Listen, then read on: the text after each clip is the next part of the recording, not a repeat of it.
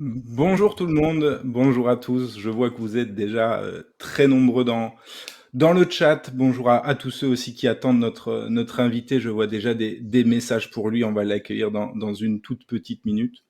J'espère que tout le monde va bien. En ce mercredi soir de trêve, première trêve de la saison, et l'occasion donc de débriefer les 4 premières journées de Ligue 1. Vous l'avez sans doute vu en fonction de votre club respectif. D'ailleurs, je veux bien savoir quels sont vos clubs là dans le chat. Dites-nous un peu comment s'est passé le début de saison de votre côté.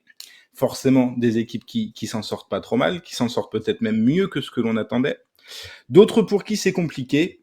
Bref, 4 journées déjà de passer, l'occasion de faire un premier point, un premier bilan.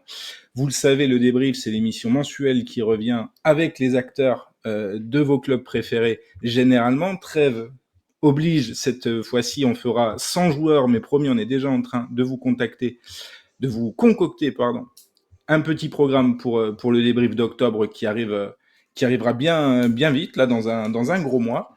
Ah, je vois qu'il y a des Parisiens dans le chat et ils attendent sans doute celui qu'on appelle Dieu du côté de la communauté parisienne, l'ami Philippe Gauguet. J'ai un petit peu spoil le programme, mais il arrivera en deuxième partie d'émission.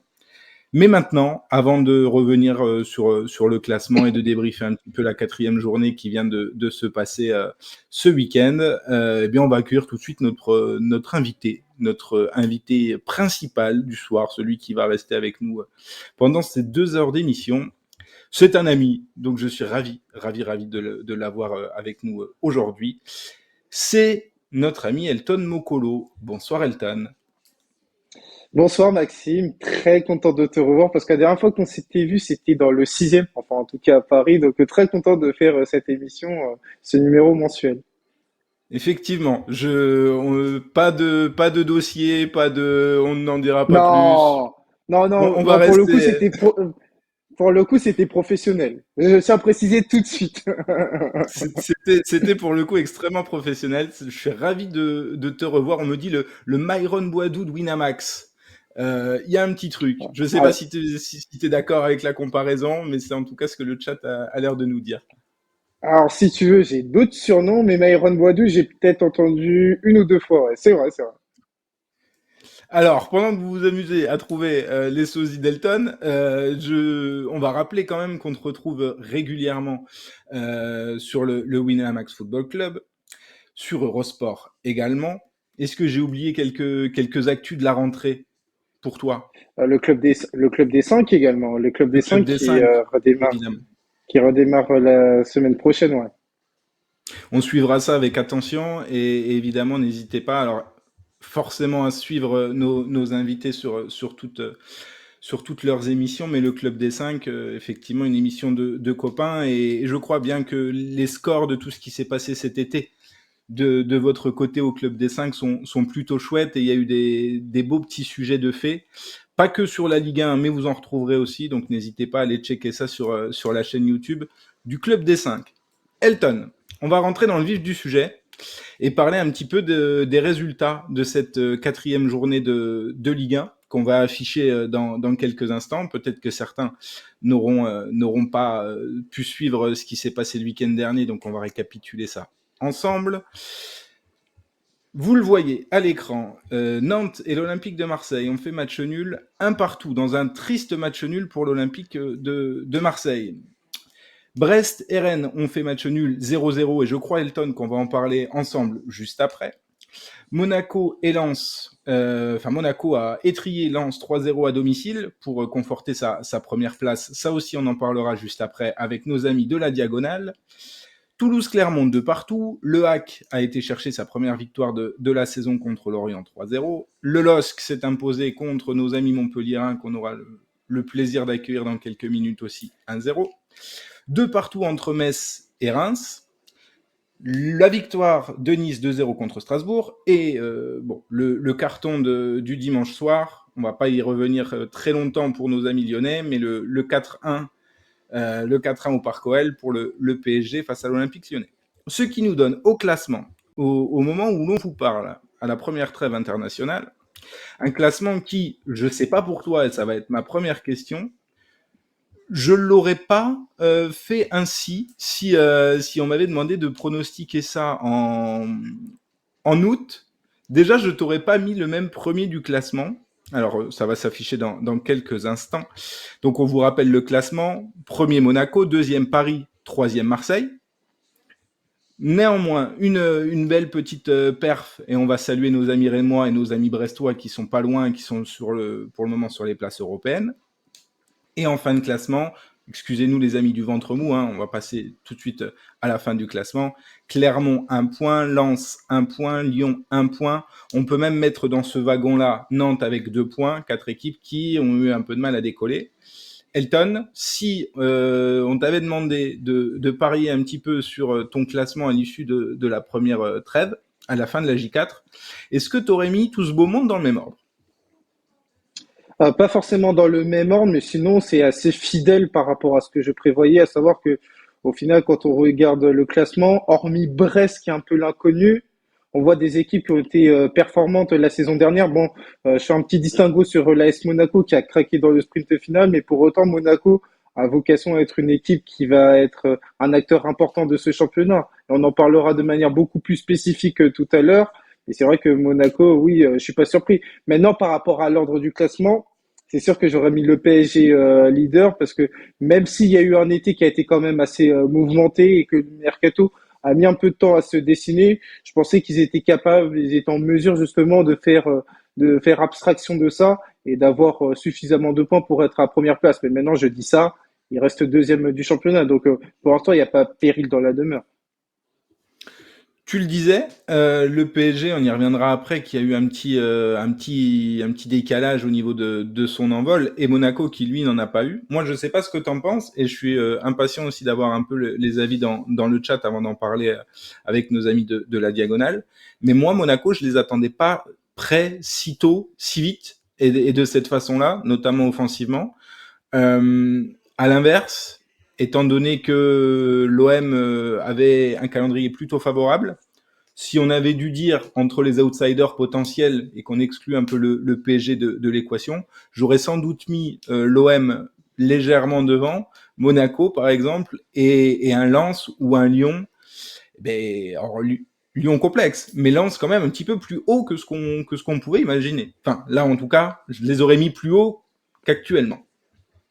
Alors, pour être totalement transparent sur l'AS Monaco, je nourrissais, d'ailleurs, je nourris énormément d'ambition pour l'AS Monaco cette saison parce que je vais être, on en avait parlé lors de l'émission du WFC, donc du côté de Winamax, on avait fait des prédictions. Je voyais Monaco à la deuxième place.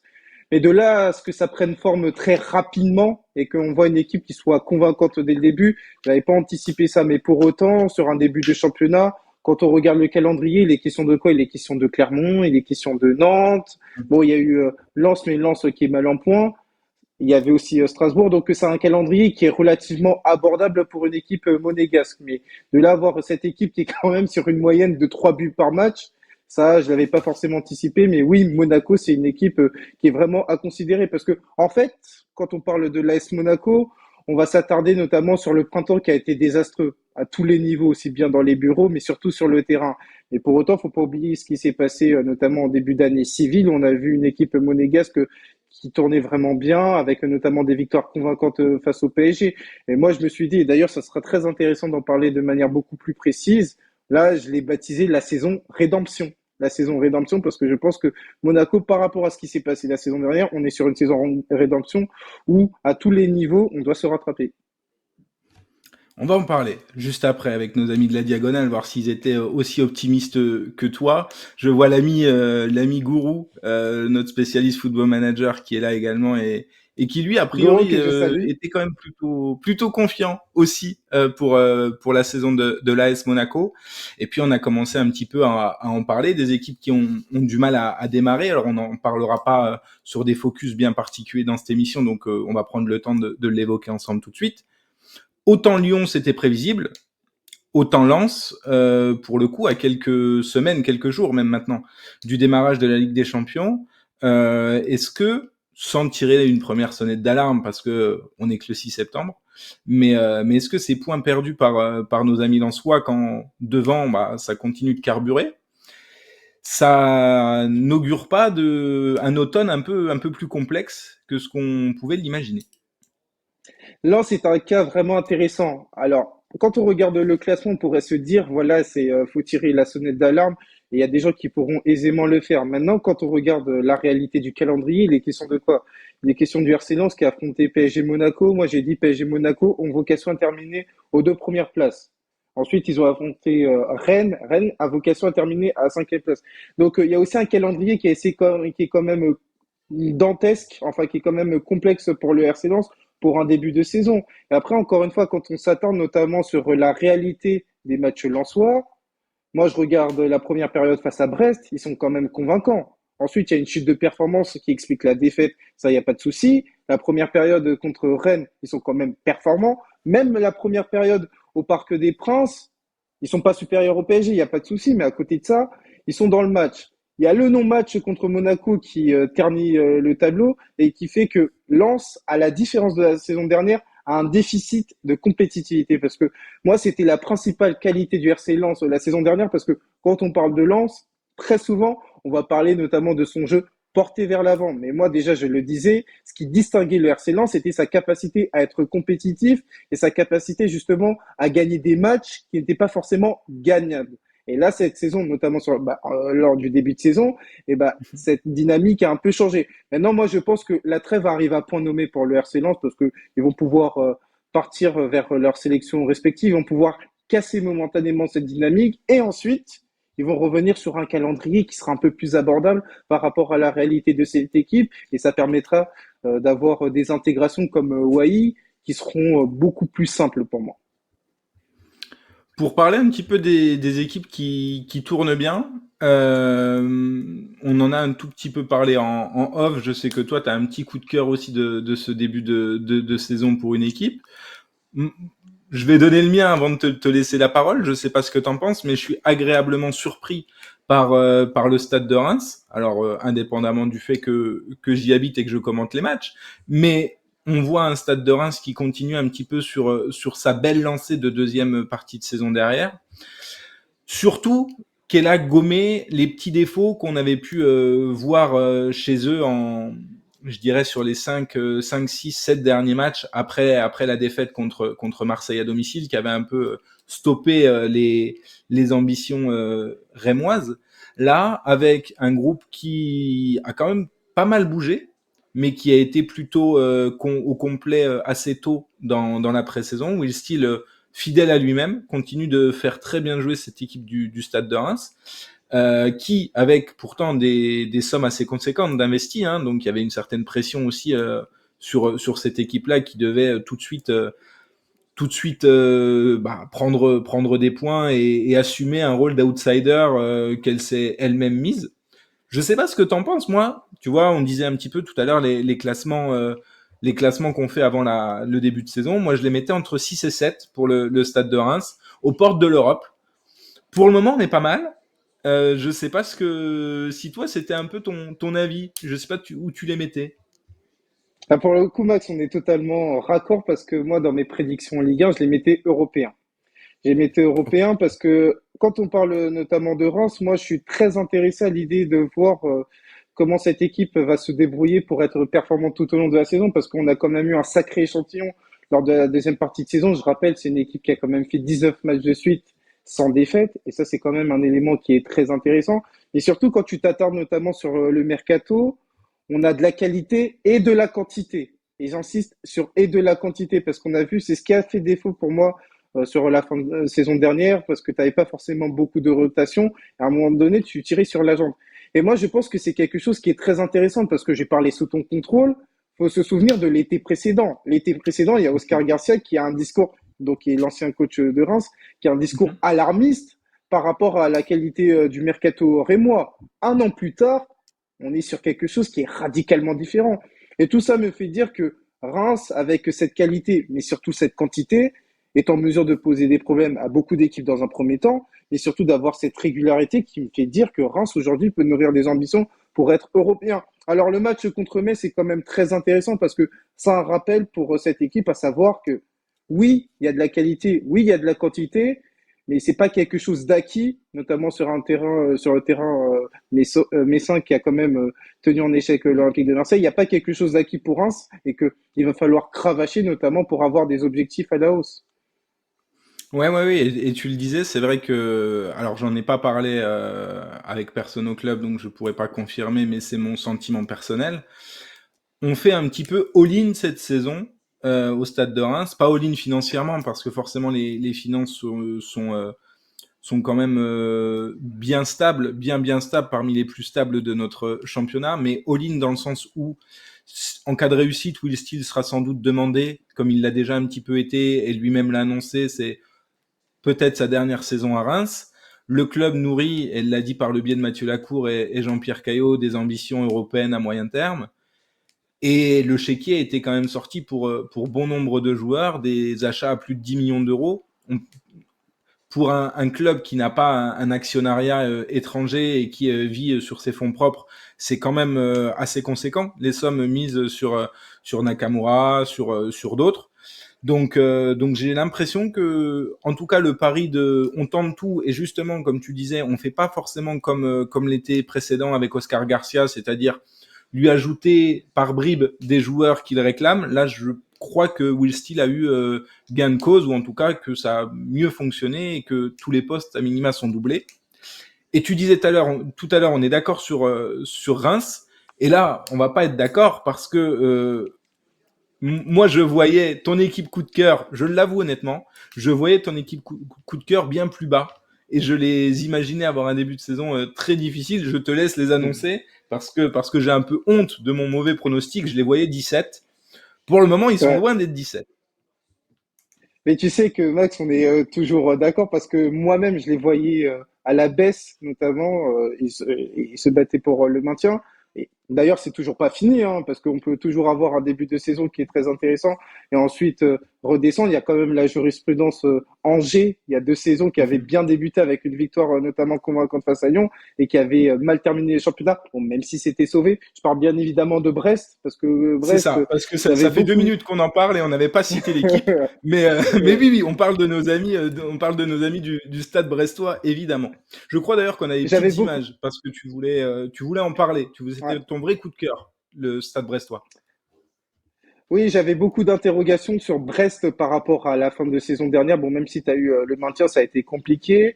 Et même sur le début de saison, j'étais quand même dans l'interrogation par rapport à la réalité de cette équipe.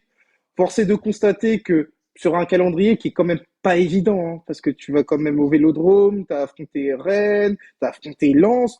On pourrait se dire que Brest aurait été dans la continuité de la fin de saison dernière où c'était un calendrier qui était quand même compliqué et ça avait été difficile pour Brest, bon, même si c'était maintenu. Là, on voit quand même une équipe qui non seulement est compétitive, mais surtout propose un jeu qui est tourné vers l'avant. Parce que tu vois, tu as de la qualité, alors de la qualité à son niveau, bien évidemment, pour Brest, avec le Doiron, Del Castillo, Lesmelou, etc., etc., et qui me font dire que Brest, alors, l'objectif, faut pas se tromper, ça reste toujours de se maintenir, mais qu'à côté de ça, tu es capable aussi de développer du jeu. C'est pas une équipe qui, entre guillemets, sera un peu fermée, va être très pragmatique. Non, c'est une équipe qui est quand même, notamment à domicile, capable justement d'envoyer du jeu à son niveau. On a quand même eu un bel échantillon sur les premiers matchs parce que faut quand même avoir une force de caractère pour revenir d'un score défavorable contre le RC Lens qui est quand même dauphin du PSG sur la dernière saison. C'est clair, et on l'a vu. Je trouve aussi que c'est assez intéressant. La solidité défensive, avec un Marco Bizot peut-être un petit peu retrouvé par rapport à ce qu'il pouvait faire l'an dernier. C'est vrai qu'il était coupable parfois de petits errements, on va dire, qui avaient pas coûté très cher parce que dans le fond, Brest s'était maintenu sans trop souffrir sous Eric Roy. Mais cette année, on les retrouve un peu plus impérieux défensivement et c'est très chouette. Ce qui nous amène à revenir, en tout cas à reparler un petit peu plus profondément d'une équipe dont on vient de parler un petit peu. Je ne sais pas si l'ami Damien nous a entendu en parler. Je crois qu'il est là et qu'il nous entend. On accueille tout de suite Damien de la Diagonale, journaliste pour la Diagonale, qui nous fait le plaisir d'être là pour parler de nos amis monégasques. Est-ce que tu nous Bonsoir, entends? je vous entends très très bien. Est-ce que vous m'entendez aussi? Sa- Salut Damien, on t'entend parfaitement. C'est Merveilleux. parfait. C'est parfait. Donc pour ceux qui ne connaîtraient pas, La Diagonale, site consacré à l'actualité de l'AS Monaco, depuis 2018, avec un compte Twitter, un site internet fourni en actu, fourni en stats aussi, que j'ai pris plaisir à découvrir et sur lequel je me suis baladé un petit peu aujourd'hui, et des podcasts aussi. Bref, une offre relativement complète sur l'actualité de l'AS Monaco. Ma première question, Damien, comment ça va quand on est premier de Ligue 1? Eh ben, en fait, on a très hâte d'être au prochain match. On a des trêves internationales qui nous tuent parce qu'on a juste envie d'être la prochaine journée de Ligue 1, tout simplement. Ça, c'est le changement le plus manifeste par rapport à la saison dernière où en fait, on attendait juste qu'une seule chose, c'était la fin de saison. Justement, tu en parlais un petit peu par rapport à la fin de saison ou globalement à la saison complète l'an dernier. Est-ce que ce rebond, tout de suite, dès le début de saison, on en parlait avec Elton, moi je vais être transparent avec vous, je vous imaginais pas à cette place-là et pas à au-delà de la place, même dans le jeu, à ce niveau-là dès le début de saison. Est-ce que c'était quelque chose qui était attendu par la communauté ou est-ce que c'est une magnifique surprise ce mois d'août? Alors, il y aura toujours des gens extrêmement optimistes. Donc oui, j'ai vu passer des gens sur Twitter extrêmement emballés à l'idée de signer Denis Zakaria, de se dire qu'avec ça, ça va jouer le titre. Oui, mais si on essaie d'être un peu mesuré, on évite de les prendre un peu trop au sérieux en se disant que c'est pas non plus quelques joueurs comme ça, justement, des joueurs qui en plus n'étaient pas forcément qui restaient pas sur des saisons pleines, qui jouaient très peu depuis 2 ans, comme Zakaria que je viens de citer. C'est difficile de se dire que Monaco va changer du tout au tout. Et très honnêtement, moi, je ne m'attendais absolument pas à ce que ça fonctionne aussi bien tout de suite, que Adi Hutter puisse trouver ses marques aussi rapidement, qu'il puisse imposer sa patte dans l'équipe aussi vite. Non, très clairement, c'est vrai que moi, j'avais pas d'attente d'attente aussi haute pour ce début de saison. Alors, tu parlais du mercato, donc tu l'as évoqué le changement de coach. Côté des départs, pour ceux qui n'auraient pas forcément suivi départs, les principaux en tout cas, tu me complètes si à ton sens il y en a d'autres que je rate, mais Axel Disasi, Kevin Volland, Ruben Aguilar pour les principaux départs. Hmm. Et alors, et la fin du prêt d'Alexander Nubel, mais on y reviendra juste après, tu t'en doutes. On oublie. Et du côté du côté des arrivées, tu en as cité quelques-uns. Donc, Balogun, on va dire au buzzer hein, sur les dernières heures du mercato. Denis Zakaria, Mohamed Salissou, Wilfried Singo et donc Philippe Keun qui remplace, j'espère que je le prononce bien Oui, avec mon accent allemand c'est qui ça. remonte à mes années collège, mais qui vient donc remplacer Nubel. Est-ce que, alors on imagine là, dans ceux qu'on a cités, cinq titulaires indiscutables de recruter. On sait à quel point réenclencher une dynamique, c'est complexe également. L'effectif en sort renforcé, mais est-ce que c'est pas là la première belle pierre de Hutter d'avoir fait, avec un effectif chamboulé au niveau des titulaires, directement une équipe qui gagne? Et puis, on l'a dit même tout à l'heure avec Elton, au-delà de gagner, c'est une équipe qui fonctionne très bien dans les deux surfaces pour le moment. Oui, c'est un petit peu paradoxal parce que si on regarde les 2 dernières saisons, à chaque fois, il y avait une dynamique exceptionnelle, sur la fin de saison. Que ce soit avec Kovac, ou ensuite avec, Philippe Clément quand il avait pris la succession de Kovac en cours de saison. On est sur des très belles séries, on est sur des très belles dynamiques, qui font qu'on s'attend à ce que, la reprise se fasse un petit peu dans la même veine. Et c'est tout l'inverse qui s'est produit, avec notamment des éliminations prématurées dans les tours préliminaires en Ligue des Champions. Et là, c'est encore une fois, c'est tout l'inverse qui se produit, avec une fin de saison absolument catastrophique, 5 défaites en 7 matchs. Et là, ça repart comme si de rien n'était. Donc, c'est des petits changements qui, mis bout à bout, ont réussi en fait à enclencher une nouvelle dynamique. Le coach, tu en as parlé, c'est clairement aussi un élément prépondérant de ce changement de dynamique. C'est pas du tout de tirer à boulet rouge sur Philippe Clément, mais son discours a eu des limites, au moins auprès des joueurs qui eux-mêmes ont été finalement démotivés. Et il n'a pas réussi lui non plus à réenclencher une dynamique positive face à des joueurs qui étaient tout simplement abattus en fin de saison. Donc des petites choses comme ça, c'est mises bout à bout, ont permis de réenclencher quelque chose de positif. Maintenant, est-ce qu'on pouvait dire que dans le jeu, ça pouvait être aussi convaincant tout de suite? Non, pas forcément. Surtout que par rapport à Adi Hütter, il y avait aussi quelques réserves par rapport à sa dernière expérience à Mönchengladbach, qui était pas forcément très positive. Alors lui s'était exprimé sur cette expérience-là lors de sa conférence de présentation. Il a été assez lucide sur la chose en disant que d'une part, il n'avait pas eu les joueurs qu'il espérait parce que le directeur sportif de l'époque était parti en dépression au bout de 3 mois et que le nouveau, son remplaçant, l'avait pas forcément bien, enfin, était pas forcément en bon terme avec lui, mais il avait reconnu aussi que l'équipe à l'époque, le jeu pratiqué ne lui plaisait pas, était ennuyeux, était trop prévisible. Il a été très lucide sur ça. Euh, donc finalement, je pense que sa capacité à se remettre en question, ce qu'il a fait pendant pendant une bonne année, une année pleine, c'est quelque chose qui doit aussi lui servir, je pense, dans cette nouvelle expérience et cette nouvelle aventure à l'ASM. Justement, toi, Elton, Adi Hütter, si tu mettais, tu nous l'as dit tout à l'heure, Monaco très haut dans tes favoris, en tout cas pour le podium cette année, c'est que tu avais confiance en sa capacité à rebondir et à apporter à cet effectif de Monaco tout de suite.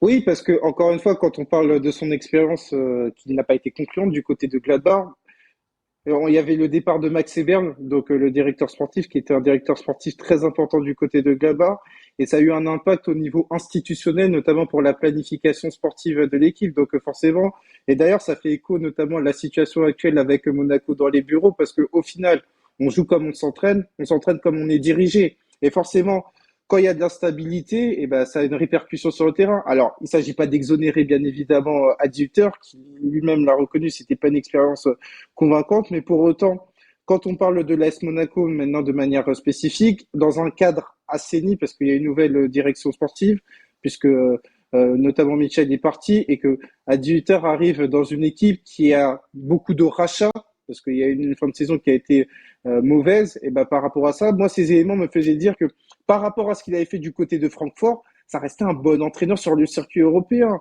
Et donc pour peu que il arrive justement à faire en sorte que l'équipe, parce que quand on regarde notamment le 11 de départ, il n'y a pas forcément énormément de bouleversements par rapport à la fin de saison dernière. Mais tu vois que les joueurs, notamment, ont un autre rôle et ont d'autres rôles, pardon, et des rôles qui sont beaucoup plus positifs pour l'équipe et qui permettent à Monaco d'avoir un rendement. Donc c'est pour ça que je pensais que Adi Hütter était l'homme peut-être pas idéal, mais un homme qui était un coach en l'occurrence qui était capable justement de faire en sorte que Monaco serait compétitif. Alors peut-être un peu plus tard dans la saison, c'était mon espérance, et toujours est-il qu'il le fait bien pour l'instant.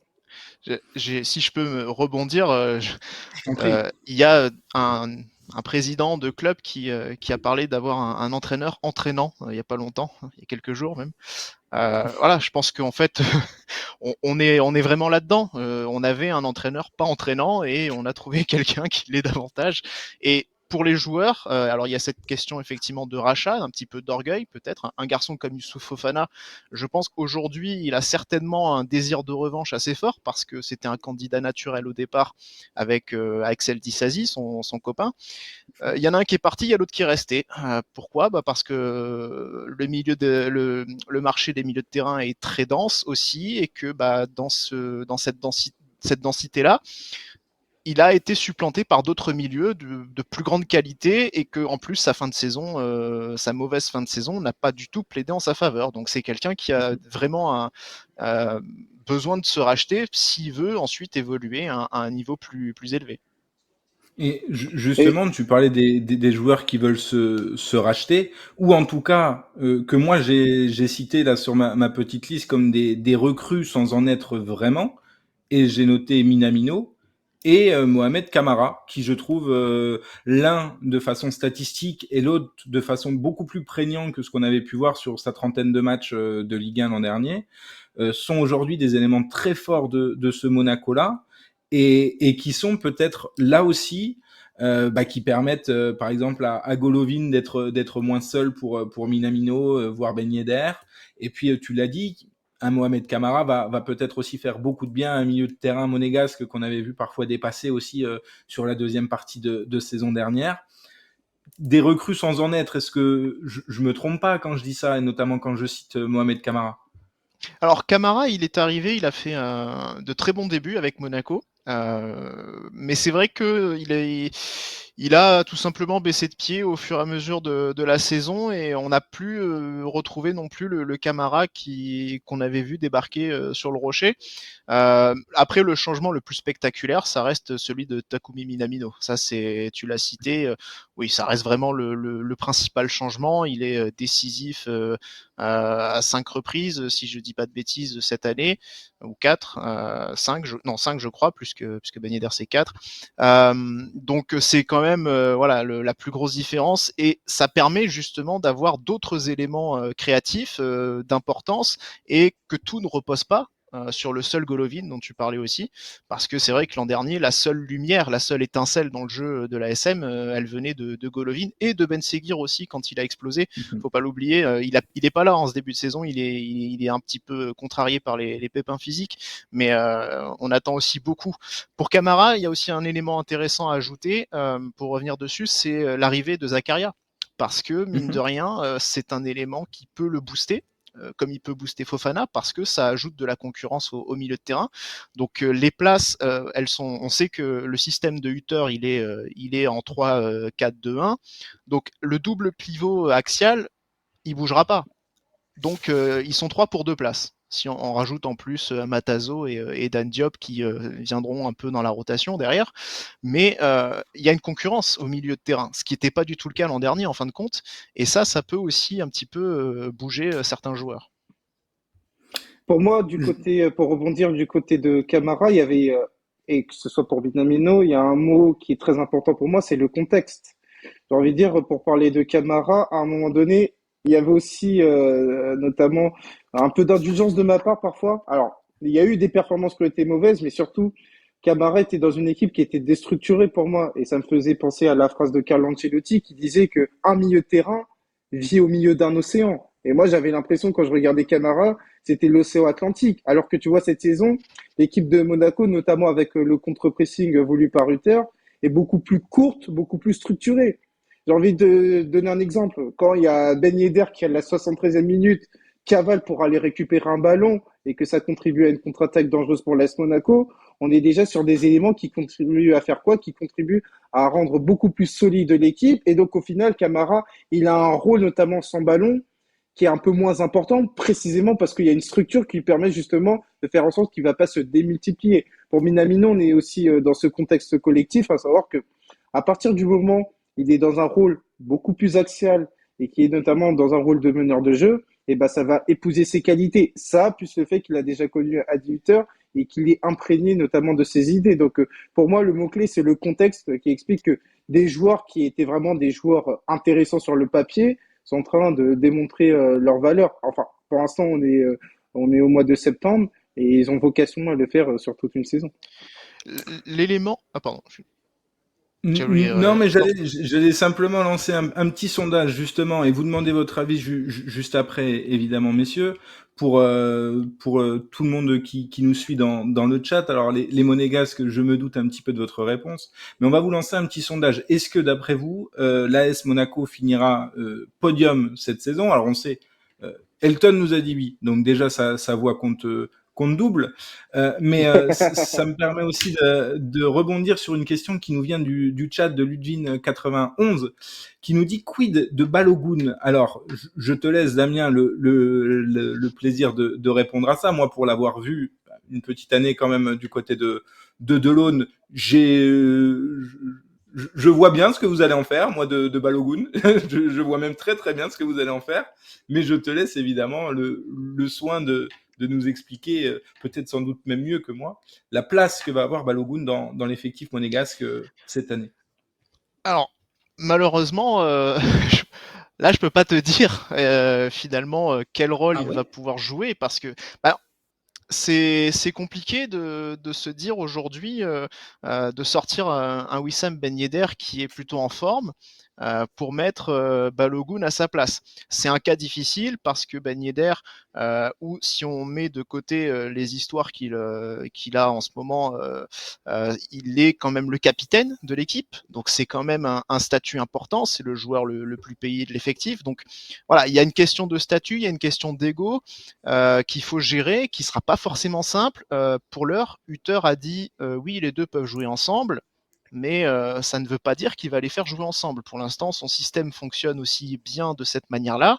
Donc, tant que ça fonctionne, je ne le vois pas forcément changer pour passer à deux attaquants de pointe avec un seul milieu créateur qui serait donc potentiellement Golovin ou Minamino.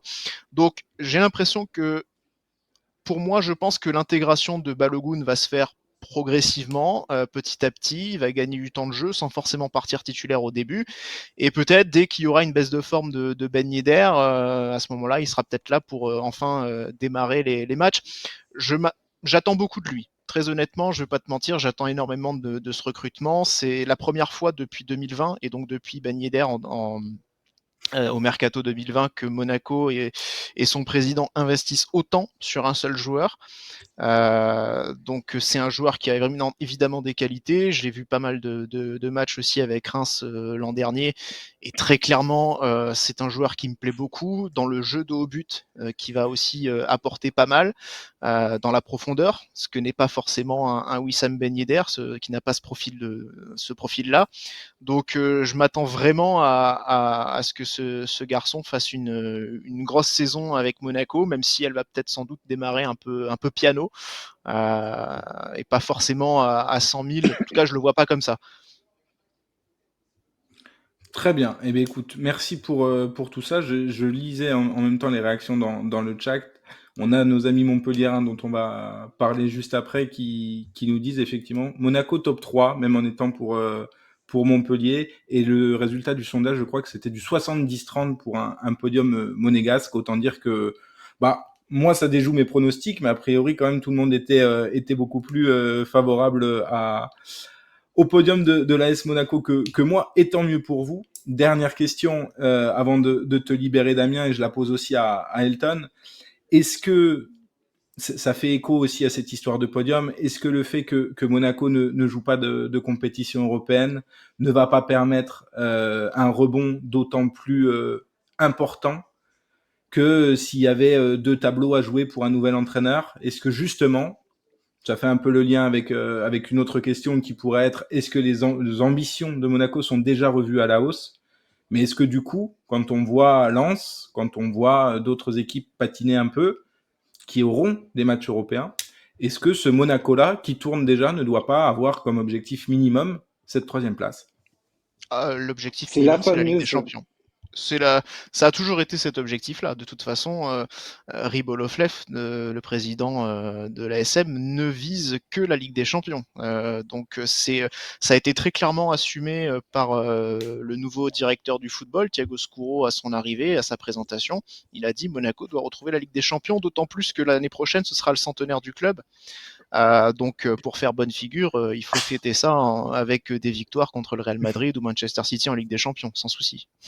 Forcément. Évidemment. Du coup, Elton? C'est la grande théorie, notamment pour nos clubs français, cette théorie qui veut que un match par semaine, ça suffise pour se qualifier en Ligue des Champions. Ce serait quand même mieux si nos clubs français avaient plusieurs compétitions, et notamment l'AS Monaco. Et maintenant, pour revenir de manière précise sur ta question, oui, ça peut être un allié parce qu'on a eu l'exemple de Lens la saison dernière. Et donc, Monaco, je pense qu'ils sont en mesure sur une semaine de poser les problèmes. Et surtout, c'est une équipe qui grandit en termes de confiance. Et par rapport à la Ligue des Champions, faut pas oublier que la saison prochaine, on est sur du 3+1. Ça, c'est un élément qui est Mhm. très important. Donc, avec trois qualifications directes et un barrage. Donc, pour toutes ces raisons, oui, je vois Monaco, pas seulement dans le top 3, mais dans le top 4. Parfait. Eh bien, écoutez, je pense qu'on a été grossièrement complet sur l'AS Monaco. Juste, Damien, avant de te libérer, parce que ça va te rappeler de bons souvenirs.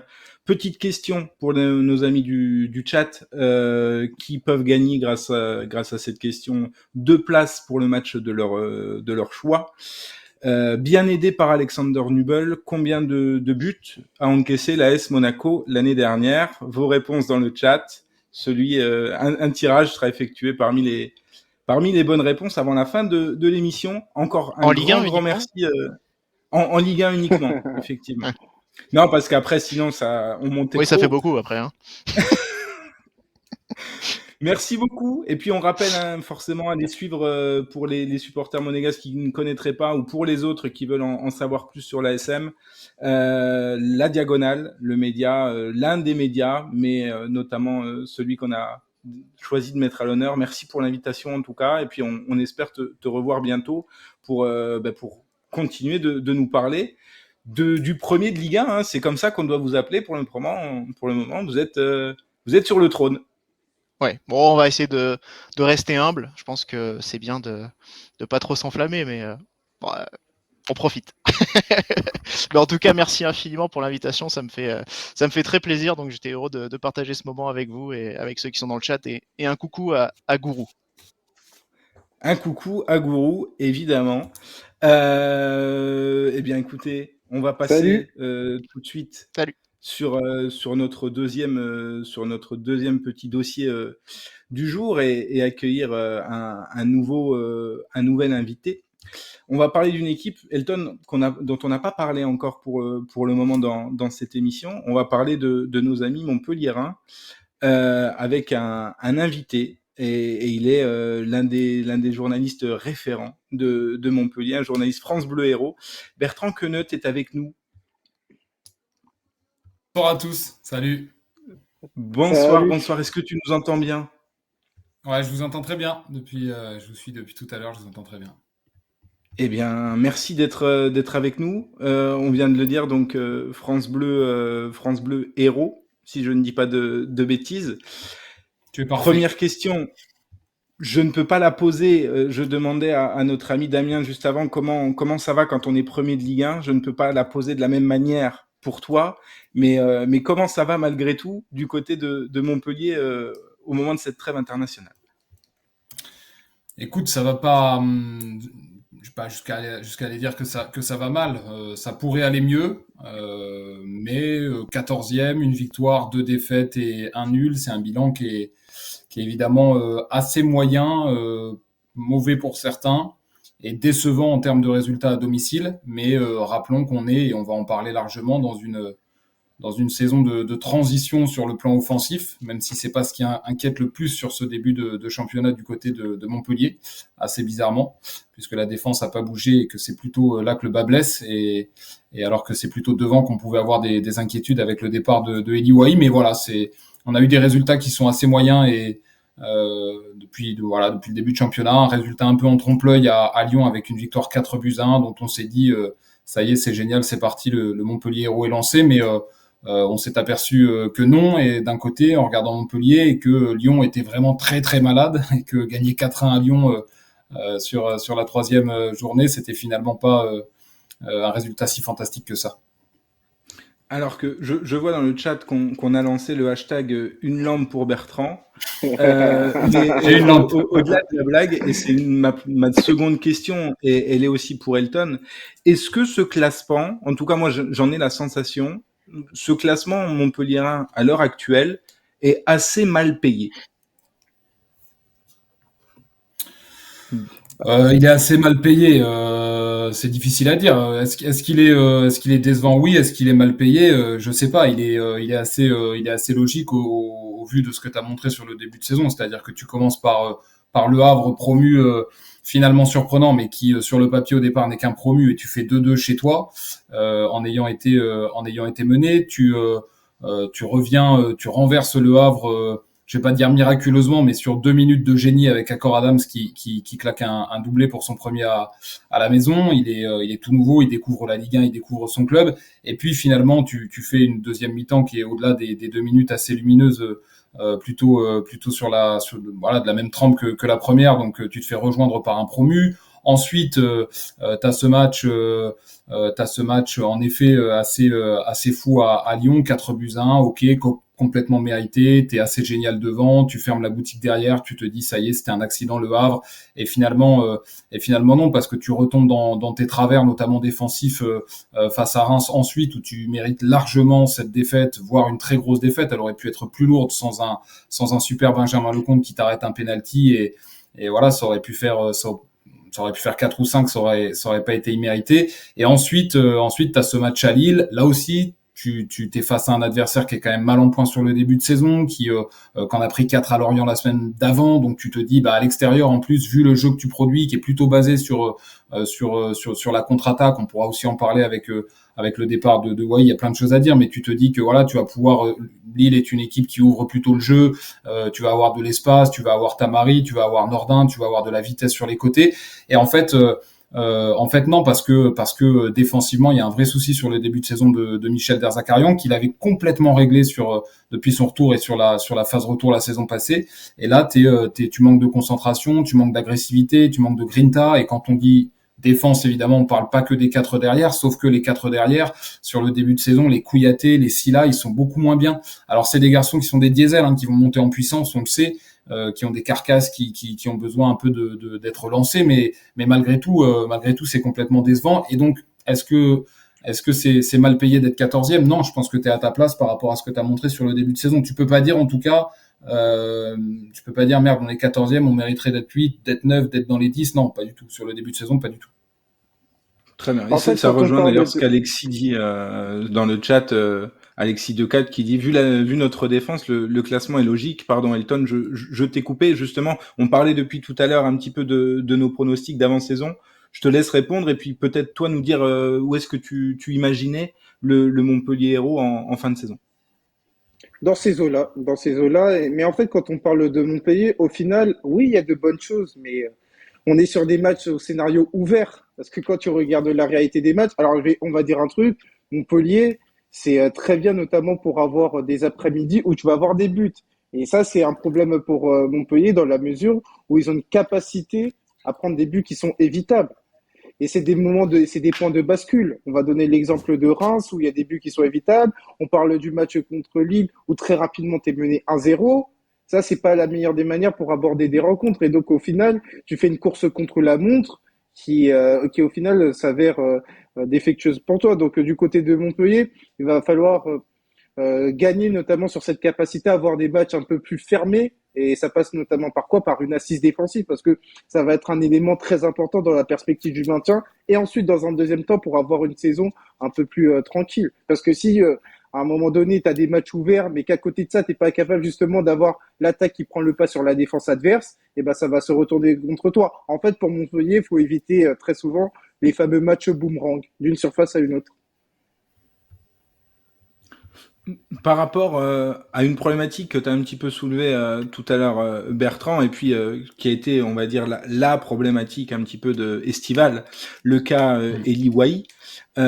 Pour donner un petit élément de contexte, moi j'étais en zone presse à l'issue du match Reims-Montpellier qui a clôturé la 38e journée de la saison dernière. Je ne sais pas si tu y étais aussi. Oui. Et ouais. Donc on a dû s'y croiser. Il était acté pour vous, en tout cas journaliste montpelliérain qui avait fait le déplacement, que c'était la dernière. C'était une sorte d'au revoir aussi au moment du départ du bus entre vous et Eli Wahi. Et puis malgré tout, je sais pas ce que toi t'en penses. Moi j'ai trouvé que ce départ il a été très tardif. Alors ça s'explique sans doute par plein de raisons, mais il a été très tardif.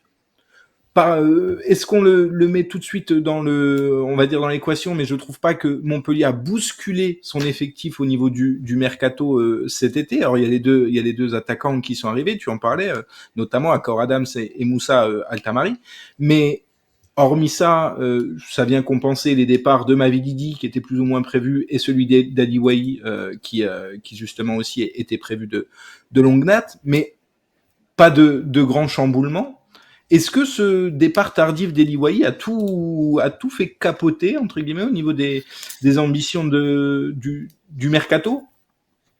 Alors, au niveau des ambitions, je sais pas. Ce qui est certain, c'est que le départ d'Eli Wahi a été tardif. Ça a surpris évidemment beaucoup de monde à Montpellier et en dehors, parce que un joueur qui met 19 buts, qui est récent international espoir, qui a un profil, qui avant d'en mettre 19, en met sur ses 3 premières saisons, même 2 saisons et demie en Ligue 1, et de manière à chaque fois exponentielle, c'est très très rare.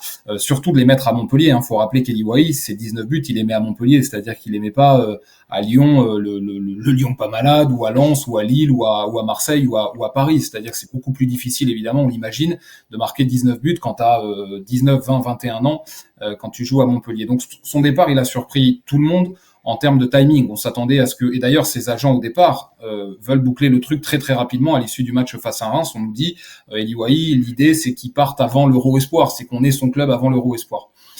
Finalement, ça se fait pas pour diverses raisons. Il y en a une qui, je vais pas la classifier, je vais pas faire de classement, mais il y en a une qui est certaine, c'est que Eli Wahi, il a eu différents agents depuis le début de sa carrière. Il travaille avec des gens aujourd'hui, avec des gens très bien, mais il y a eu une sorte de, on va dire, de petite bataille d'agents. Ah, bah voilà, je suis carrément dans le noir.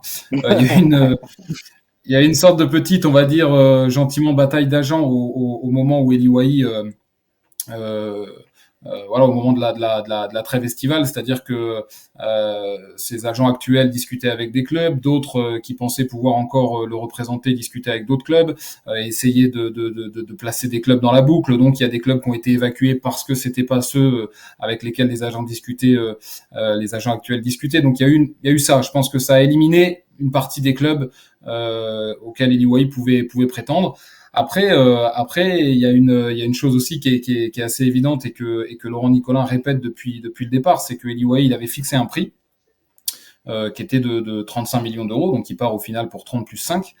Mais c'est vrai que ce prix a été très long à être atteint et que sans doute, alors j'allais dire ça s'est pas vérifié totalement in fine, mais on a estimé du côté de Montpellier que qu'il allait avoir un effet cascade, c'est-à-dire que la vente, vous savez, les gros neufs, ils ont mis du temps à être vendus. Kolo Muani, ça se fait à la dernière journée, dans les dernières minutes, et donc on a estimé du côté de Montpellier que peut-être Eli Wahi, qui fait pas encore partie des gros neufs européens, allait être une conséquence dans l'histoire du mercato d'été qu'on vient de vivre, qu'il allait bénéficier d'un jeu de chaises musicales. Alors peut-être que ça aussi, ça peut expliquer son départ tardif, même si pour le coup Lens a vendu Openda assez tôt et que c'est Eli Wahi qui est venu le remplacer. En tout cas, il y a 1000 raisons qui font qu'il est parti tard.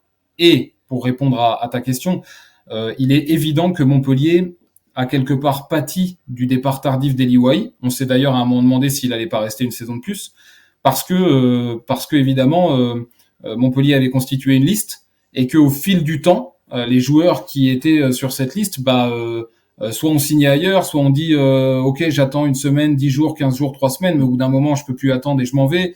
Et puis petit à petit, il y a des joueurs qui ont été éliminés. Montpellier avait ciblé par exemple, avait signé Mama Baldé à un moment donné, avait signé Lévi Garcia, sauf que sans avoir le montant d'Eli Wahi, les 30 millions d'euros, c'était impossible d'envisager ces joueurs-là.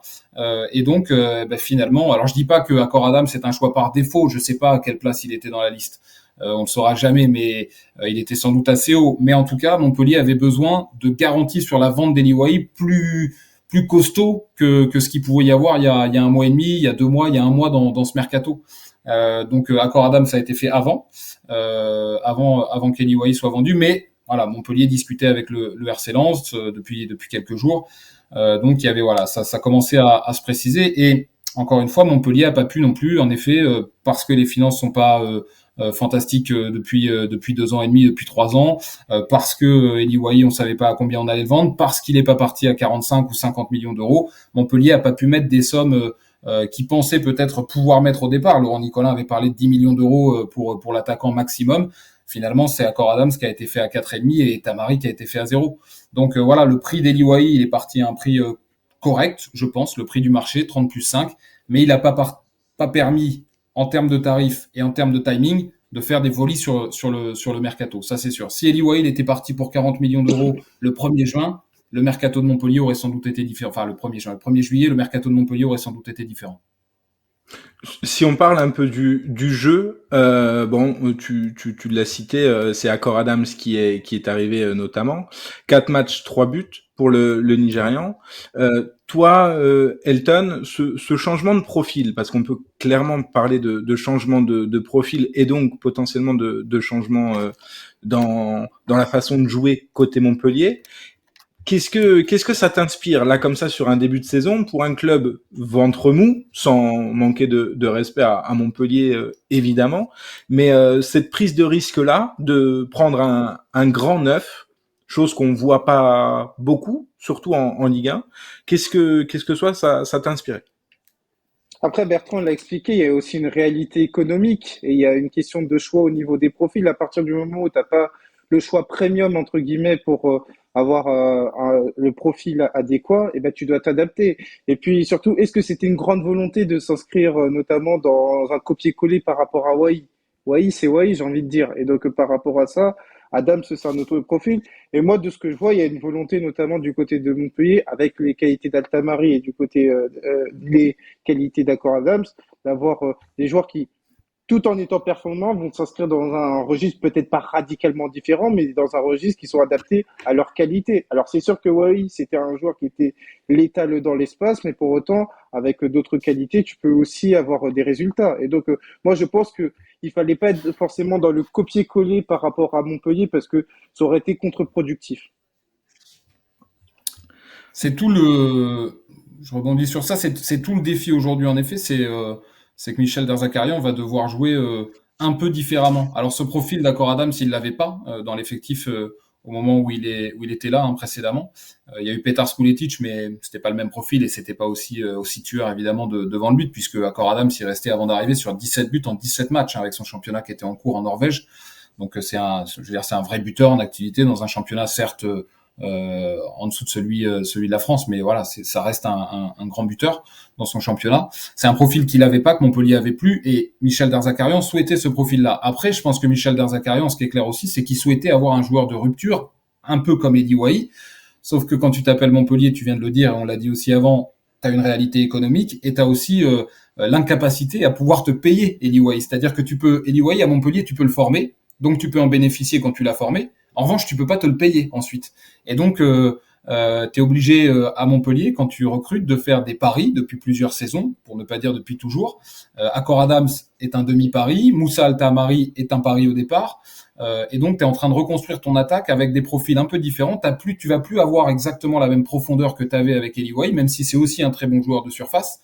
Tu as autre chose avec Accor Adams. Et donc là, l'un des défis du début de saison, au-delà de retrouver ton assise défensive, au-delà d'être plus concentré sur les 5 premières minutes et d'arriver à l'heure au match, c'est de reconstruire ton attaque, de réapprendre à jouer avec des profils différents. Tu as des flèches sur les ailes, tu as un pivot devant qui n'est pas seulement un pivot, parce qu'on s'est aussi rendu compte qu'Accor Adams est très athlétique, très physique, mais qui va vite aussi, on l'a vu sur les premières journées.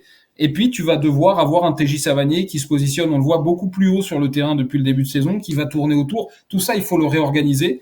Et c'est l'un des chantiers de Michel Derzakarian. On parle beaucoup, en effet, du chantier défensif parce que tu prends beaucoup de buts sur les 4 premières journées. Mais le chantier offensif, c'est de réapprendre à attaquer différemment. Et notamment face à des équipes qui t'attendent, qui jouent bas, ou alors quand t'es mené, puisque tu te tires des balles dans le pied depuis le début de saison, donc forcément tu cours après le score, donc tu t'as plus du tout la même équipe en face que celle qui débute le match. T'es sur des attaques placées, t'es plus sur de la contre-attaque. Je vois à Lille par exemple, tu t'attends à faire de la contre-attaque toute la rencontre et finalement tu te fais avoir dès le début. Au bout de 2 minutes, ça fait 1-0 et t'as plus le même LOSC en face. Et donc Montpellier doit apprendre à jouer différemment. Montpellier sous Derzac, c'est une équipe qui qui adore la contre-attaque, qui a joué comme ça toute la phase retour la saison passée, qui a joué comme ça sur les premières journées. On l'a vu à Lyon, ça a été comme ça tout le match, c'est-à-dire que les Lyonnais étaient très hauts et toi tu leur as planté des banderilles en contre-attaque. Mais Montpellier, Arnaud Nordin le disait il y a quelques jours, doit apprendre à jouer autrement, parce qu'ils pourront pas jouer comme ça toute la saison, notamment à domicile et en fonction des profils que tu auras en face de toi, mais aussi parce que tu n'as plus Eli Wahi. Justement, tu parlais de chantier défensif. Comment va Maxime Estève?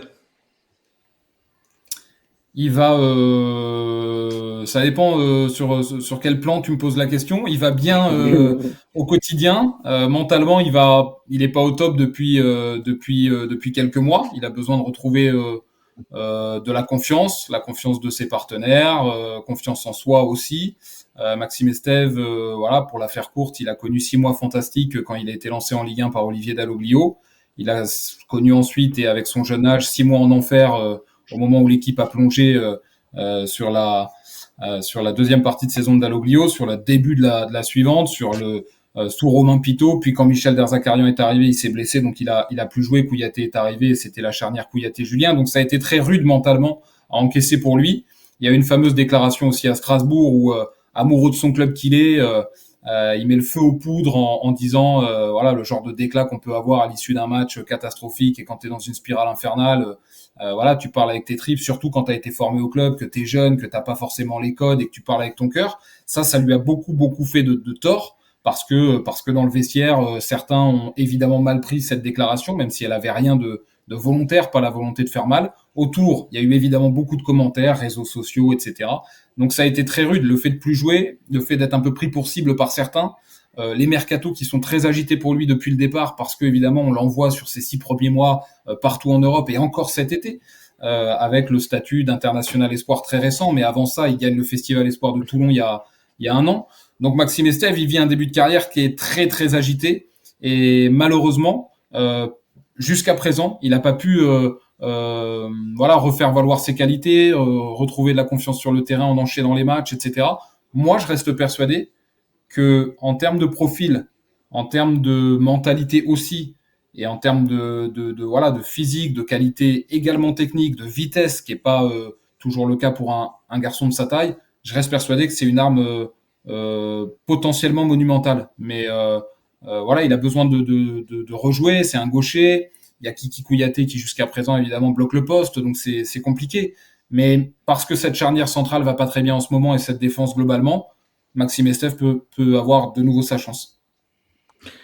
Messieurs, il y avait un dernier point sur lequel je voulais revenir avec vous, et c'est moi personnellement ce qui m'excite toujours un petit peu, en tout cas le plus quand je regarde Montpellier, c'est la jeunesse au milieu de terrain, avec, pour ne pas les citer, Joris Chotard, Fayad, Léo Leroy, voire même le petit Sacha Delaye qui est revenu dans le groupe.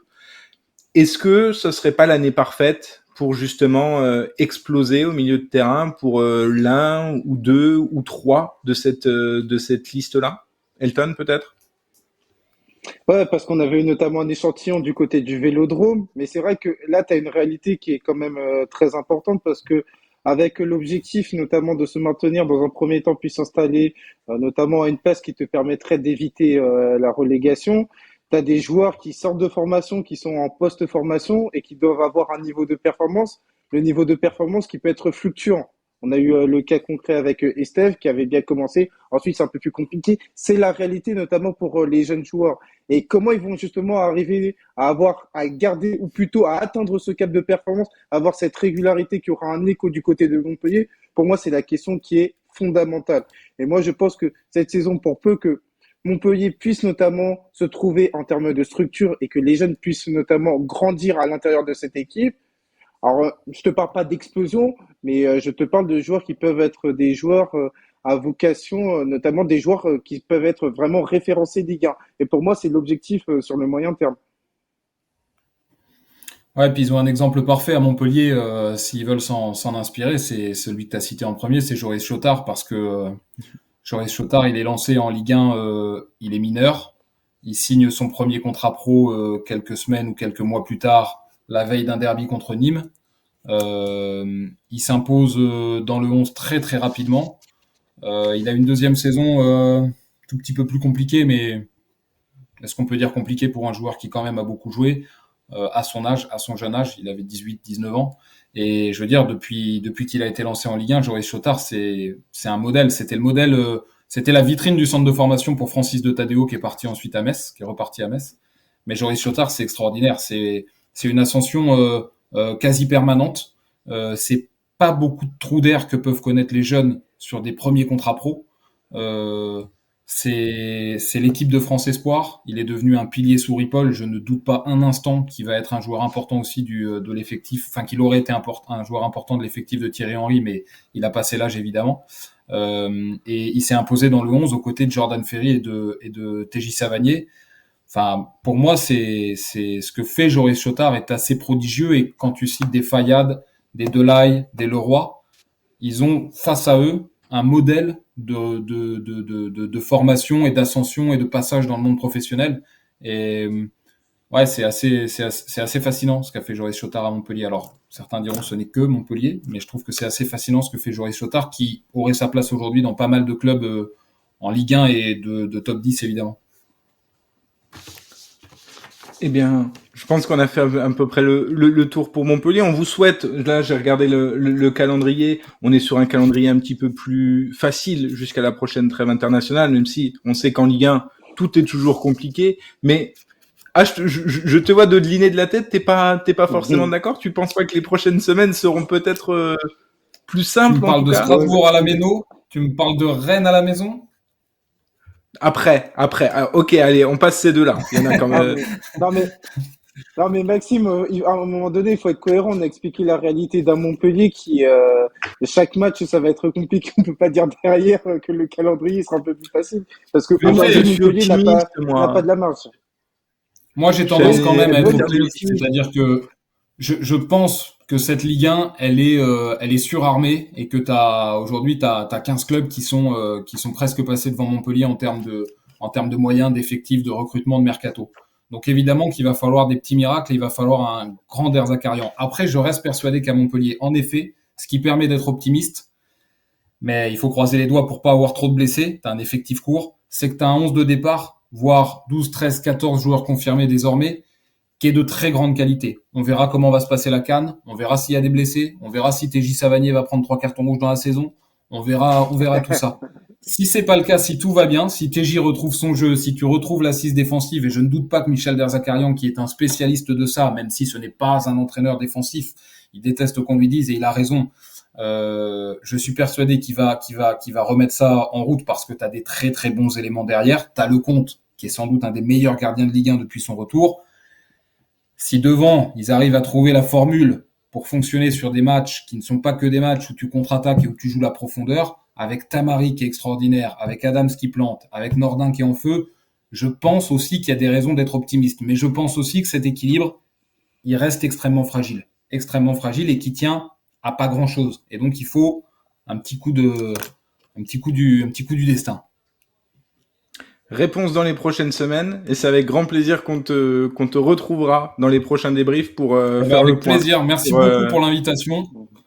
C'était un plaisir, Bertrand, qu'on retrouve donc sur France Bleu Héros. Avant d'accueillir notre dernière véritable invité de la soirée pour parler avec lui du Paris Saint-Germain, petite question, il a fallu être... ça sera pour les plus attentifs parce que Bertrand l'a dit tout à l'heure. Toujours le même gain, une fois 2 places à gagner pour le match de Ligue 1 de votre choix. Réponse dans le chat, combien de buts a inscrit Eli Wahi l'an dernier en Ligue 1? Voilà, elle est pas dure. On l'a dit tout à l'heure, les plus attentifs auront une petite chance d'aller voir le match qu'ils souhaitent. Et je crois, on me dit dans l'oreillette qu'il est là. Il est là, notre invité quasiment d'honneur est là, celui qui m'écrit en privé depuis tout à l'heure est présent. Philippe Goguet, fondateur de Culture PSG, pour nous parler de son club de cœur. Eh oui, bonsoir. Comment ça va, Philippe? Ça va. Salut, Philippe. Bonsoir, ça va très bien. Le Luis Enrique m'a réconcilié avec le Paris Saint-Germain, avec le football. On vit un début de saison formidable. Voilà. Bon, on va parler de Luis Enrique dans quelques instants. Première question, est-ce que tu es content que ce mercato soit terminé? Oui. Qu'on soit passé, que ce soit fini? Alors, en fait, au PSG, c'est pas tout à fait fini puisqu'on a encore des départs à boucler, dont un qui fait très mal au cœur. Mais sinon, ouais, j'en peux plus. 3 mois de mercato. En plus, au PSG, le mercato, ça commence même avril, mai, donc je n'en peux plus. Je suis très heureux que ce soit fini. Le PSG a fait signer 13 joueurs, on a vendu ou fait partir 20 ou 19, enfin un truc. Bon, voilà quoi. Oui, 3 mois de mercato, c'est très long. C'est très très long. On est content quand ça s'arrête. C'est sympa, hein, mais il faut que ça s'arrête au bout d'un moment. J'ai la liste là, je vais essayer de n'oublier personne. Alors côté arrivé, Kolo Muani, Ugarte, Dembélé, Hernandez, Barcola, Ekitike officiellement, Kanginli, Xavi Simons mais qui est déjà reparti, Skriniar, Asensio, Tenas, Endur, Ramos. Est-ce que j'en oublie? Je ne crois pas. Et côté des départs, dis-moi, j'en ai oublié dans ma liste? Non, non, mais enfin, il y a peut-être des mecs qui sont arrivés ou qui sont partis, ils sont pas au courant, hein, parce qu'on a tellement fait des transferts dans tous les sens. C'est toute la subtilité du mercato parisien cet été. Côté départ, comment ne pas citer Neymar, comment ne pas citer Messi, comment ne pas citer Sergio Ramos? Tu l'as dit, il y en a encore d'autres qui vont partir. Pêle-mêle, Abdou Diallo, Bachiabou, Icardi, Wijnaldum, Paredes, Renato Sanchez, Xavi Simons qui est arrivé, qui est reparti aussi. Bah oui. Ça doit être épuisant. Non, mais c'est pas épuisant parce que c'était des mouvements et un mercato qui étaient très nécessaires au PSG. Il fallait que ça bouge. Ça pouvait pas rester comme ça. C'était infernal. L'effectif, l'équipe ne tournait pas, l'effectif n'allait pas. Il fallait qu'il y ait beaucoup d'arrivées, beaucoup de départs, notamment des départs forts, des départs de noms, des départs de joueurs qui ont été importants, qui n'arrivaient plus à l'être. Terminé. L'Arabie Saoudite a offert au PSG des portes de sortie très très pratiques. Parce que le PSG, grâce à on va pas faire semblant, hein, Neymar, Wijnaldum, c'est déjà 100 millions d'euros dans les caisses, hors bonus. Le Qatar, il y a déjà Abdou Diallo, 15 millions. Il y aura probablement Verratti, 50, Draxler, 10 millions de plus. Donc, il fallait dégraisser cet effectif, il fallait le revitaliser, le régénérer. Et c'est exactement ce que le PSG a fait. C'est quelque chose qui était attendu. Le cycle Messi à Paris a été un échec. Pas dans les titres, parce qu'il y a quand même 2 titres de champion de France. C'est quand même 20% des titres du club, enfin un peu moins maintenant. Mais ça a été un échec dans le jeu, dans ce que ça a apporté. Ça collait pas, quoi. Il fallait repartir de zéro ou presque, et c'est ce que le PSG a fait, parce que je crois que ce week-end, le week-end dernier à Lyon, on doit jouer avec quelque chose comme 7 nouveaux joueurs, 6 ou 7 nouveaux joueurs en attaque. Donc c'est énorme, globalement. Toi, ce nouveau changement total de projet, Elton, sur ce que tu as pu voir, alors on reviendra juste après on va dire dans le détail des 4 premiers matchs, mais il était nécessaire et ça te fait plaisir, ou en tout cas tu estimes que le PSG a bien travaillé cet été? Pour moi, il y avait un ennemi du côté du PSG, c'était l'immobilisme. Alors même si tu remportais des titres, on l'a vu notamment en Coupe d'Europe avec la Ligue des Champions, mais surtout dans la manière notamment dont tu te comportais chaque semaine, il y avait un sentiment d'immobilisme qui faisait que des départs étaient nécessaires parce que au-delà du fait que ce soit des départs symboliques et qu'ils soient compliqués, je fais référence notamment au départ à venir de Marco Verratti, faut aussi le voir comme une opportunité. L'opportunité de quoi? D'oxygéner ton vestiaire et de faire en sorte qu'il y ait des joueurs qui prennent un peu plus de place. C'est la réalité d'investir parce que aujourd'hui, dans ces clubs de ces dimensions-là, on a des cycles qui sont de plus en plus courts et donc par rapport à ça, il y a besoin d'avoir un renouvellement parce qu'on parle de joueurs qui ont fait à un moment donné, c'est du 4-5 ans, c'est quand même pas mal. Dans le cas de Verratti, c'est un peu plus. Et donc oui, moi je suis content par rapport au mercato parisien parce que ce qui est très intéressant quand on parle du mercato parisien, c'est que déjà notamment de manière symbolique sur le secteur offensif, tu as du choix, tu as de la diversité. Et ça, c'est quelque chose qui est très intéressant parce que quand tu regardes aussi bien les profils de Lee Kang-in, les profils de Kolo Muani et les profils de Dembélé, il y a une palette.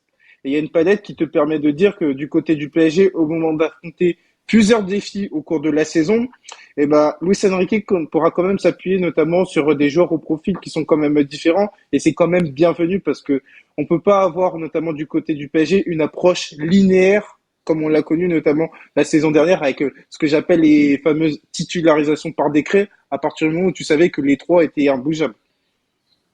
Oui, et justement, Philippe, toi tu disais au tout début quand t'es arrivé, Luis Enrique t'a fait beaucoup de bien. Son arrivée, ses premiers Ah matchs. oui. Alors je sais, on a des images notamment des premiers matchs et de ce qui a peut-être moins bien marché, et on y reviendra juste après avec une palette tactique de notre dernier invité du soir. Mais malgré tout, tu en es a priori très heureux et j'ai l'impression qu'il fait tant dans le club qu'au niveau des supporters, en tout cas pour le moment, une pleine unanimité. Et je laisserai rebondir derrière Elton qui a aussi vibré, il fut un temps, sur les exploits de Luis Enrique. Non, mais en fait, Ah, c'est j'étais ça qui est encore à la génial. fac. Attends, juste Ah, pas ça dire, remonte, en mais fait, Ouais. quand Luis Enrique est arrivé au PSG, on lui reprochait côté parisien son passé catalan parce qu'il est sur le banc lors d'un match de mars 2017 où l'arbitre, bref, voilà, et sa Coupe du Monde avec l'Espagne où ça s'est fini de façon vraiment dramatique contre le Maroc avec une équipe qui se faisait des passes et qui faisait rien, quoi. Au bout de 2 mois, parce que je crois qu'officiellement ça fait même pas 2 mois qu'il est sur le banc touche, vu qu'il est arrivé très tardivement. Euh, il a renversé totalement l'opinion publique en sa faveur. On voit un entraîneur qui est très impliqué, très très impliqué. On voit un entraîneur qui donne beaucoup sur le terrain, sur le banc de touche, qui vit les matchs à fond, qui a déjà donné un style à son équipe. Alors, les 2 premiers matchs, il y avait beaucoup de possessions un peu pénibles. Après, quand tu fais rentrer Mbappé Dembélé, évidemment, ton équipe, elle a un peu plus de jus, un peu plus de peps, et elle devient, comment dirais-je, un peu explosive. Et il manquait ça. Mais on voit des choses qui se mettent en place. Alors, je vais pas cracher sur le début d'Air Galtier, qui était très sympa, où pareil, on revoyait une équipe, mais ça avait vraiment pas duré longtemps. Dès la fin août, par exemple, il y a PSG Monaco l'an dernier, on voit, ça sent pas très bon quand même au final. Il y a des trucs, ça a mal tourné. Là, on n'a pas encore vu totalement ça, parce qu'il y a forcément des moments où ça va pas bien se passer, c'est normal, c'est du foot, tu peux pas tout gagner. Mais il y a beaucoup de choses, il représente une personnalité qu'on n'avait pas vue, on me dit sur le live depuis Tourelle. Bah, il y a un peu de ça en fait. On retrouve une personnalité très forte en tant qu'entraîneur. Pochettino a été noyé dans le costume dès le jour où il est arrivé pratiquement. Galtier, au bout de 3 jours, il avait des paillettes dans les yeux en regardant ses joueurs, c'était fini.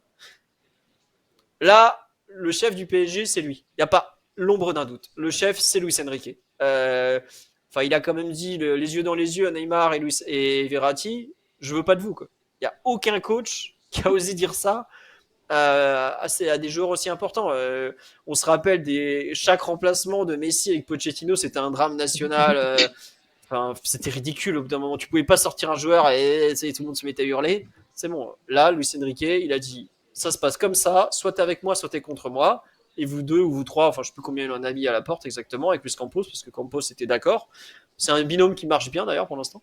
On va prendre des jeunes, les vieux, vous coûtez cher, vous apportez pas beaucoup, vous voulez pas vous remettre en question, et en termes d'encadrement, on a vu les dernières années que ça marchait pas, dehors. Donc on prend des jeunes, on refait tout. Et jusque-là, bah, ça marche. Alors après, on verra ce que ça va donner. Hein. C'est du foot, ça se peut, le PSG ne passe pas les poules de Ligue des Champions pour la première fois depuis que QSI est arrivé.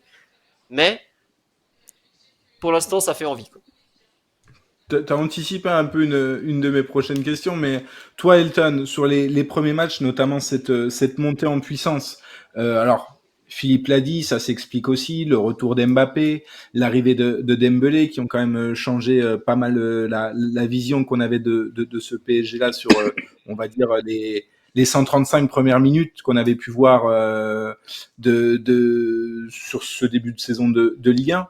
Mais cette montée en puissance du PSG, Philippe disait, je suis pas persuadé, ou en tout cas peut-être que la Ligue des Champions passera pas les poules. Je caricature peut-être un peu, mais Oui. mais en tout cas c'est possiblement. Toi, cette montée en puissance, tu la vois se matérialiser encore dans le temps. Ça y est, c'est parti. Le PSG est de nouveau en mode PSG, favori de la Ligue 1, et va dérouler. De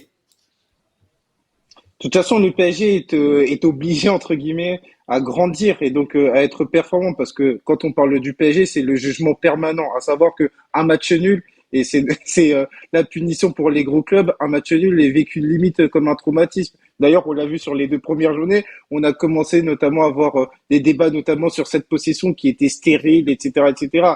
Force est de constater que Luis Enrique était aussi conditionné, notamment par un secteur offensif ou qui n'était pas encore défini. À partir du moment où on a eu un peu plus de lisibilité, avec notamment les incorporations de Dembélé, là, le retour de Kylian Mbappé, et ben forcément, Luis Enrique a eu du choix. Tu le vois notamment sur les 2 autres matchs face à Lens et surtout face à l'Olympique Lyonnais. À partir du moment où il a du choix, il a cette capacité d'influer notamment sur le sort de son équipe. Et il y a eu un écho avec notamment des résultats très performants. Maintenant, du côté du PSG, c'est pas une finalité. La finalité du PSG, c'est pas d'être performant face à Lens qui est mal en point, face à l'Olympique Lyonnais. On a décrit la réalité de l'Olympique Lyonnais, elle n'est pas très glorieuse. C'est pas la finalité, c'est une étape qui est nécessaire, oui, mais seulement une étape. Et que à un moment donné, va arriver la Ligue des Champions et vont arriver les autres championnats. On va attendre du côté du PSG que et c'est un élément qui est très important, mais vraiment très important pour Luis Enrique, que la performance soit de mise. Qu'on ait une équipe du PSG qui soit constante de la première à la 90e minute. C'est l'objectif, parce que Luis Enrique, il l'a évoqué d'ailleurs, ça a été relayé par Culture PSG. Quand tu regardes notamment la performance de l'Olympique Lyonnais, c'est une bonne performance, mais qu'à côté de ça, il y a une marge de progression. Luis Enrique a expliqué que par rapport à ses objectifs initiaux, le PSG n'est pas encore là. Et donc, ça a vocation notamment à travailler dans le temps et avec des victoires si possible. C'est même très, très, très, très recommandé. Une petite question qui fait écho à ce qu'on peut lire dans le chat. J'allais vous demander, messieurs, quelle était potentiellement la faille à la fin de ce mercato. S'il devait y en avoir une, tout le monde semble dire que c'est plutôt le milieu de terrain, plutôt d'accord? Ouais. Alors,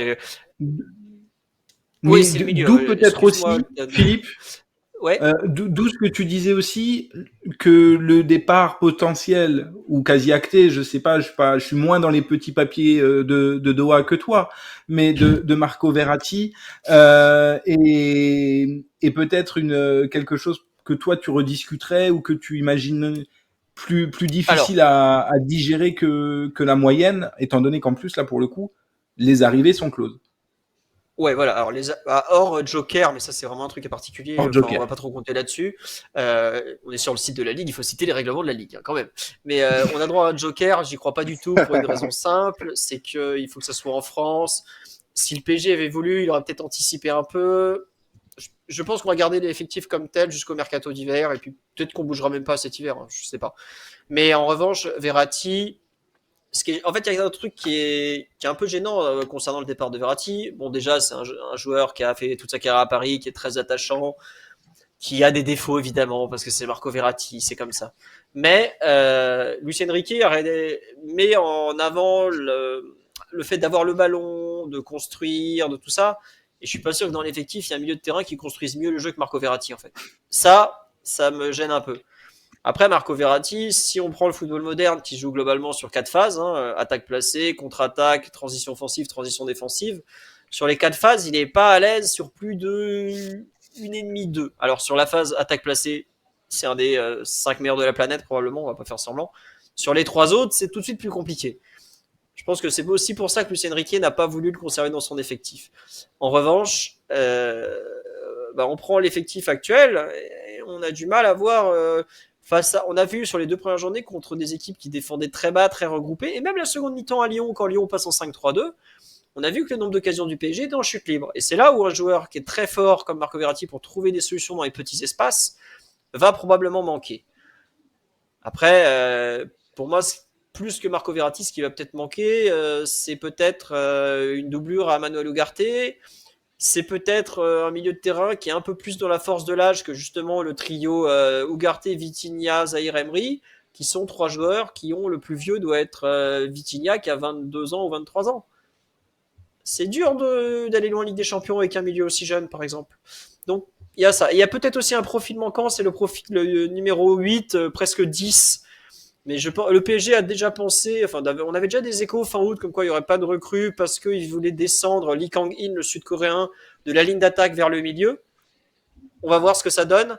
Moi, je pense qu'on n'a pas fait signer une grosse recrue à ce poste-là, notamment parce qu'on a fait revenir Xavi Simons qui est parti en prêt sans option d'achat. Et donc, on va pas recruter une recrue à 40, 50 millions, alors qu'il y a un mec qui joue plus ou moins à ce poste-là, qui est censé revenir dans un an, quoi. Justement, parlons un petit peu tactique, excuse-moi Elton. Ça sera plus simple d'accueillir tout de suite pour en parler avec nous, et je te rends la parole juste après, notre dernier invité du soir, Florent Tognuti, qui je crois est là et va nous rejoindre dans quelques instants. Bonsoir Flo, est-ce que tu nous entends, tout va bien? Ouais, très bien. Alors Florent, Coparena, vu du banc, bien connu de la chaîne Twitch de la Ligue 1 Uber Eats, qui viendra nous distiller très régulièrement durant les débriefs ces petits coups de cœur, voire peut-être même coups de gueule tactiques. Plutôt des coups de cœur, parce qu'on est quand même des gens qui apprécient le ballon. On est positif ici. Exactement. Sur ce débat du milieu de terrain, je sais que tu nous as préparé 2 petites palettes qu'on va lancer dans quelques instants. Je laisse juste Elton relancer sur Marco Verratti, et je te rends la parole juste après pour que tu puisses nous expliquer en quoi cette petite chronique va, de quoi il va en retourner ce soir quand on parlera du Paris Saint-Germain. Elton, c'est à toi. Là, pour le coup, j'ai aussi parlé sous le contrôle de Flo qui va apporter notamment sa touche tactique. Et il y a un parti pris notamment du côté de Luis Enrique quand on parle de son milieu de terrain. Parce que quand on parle du milieu de terrain parisien, il y a des rôles qui sont assignés.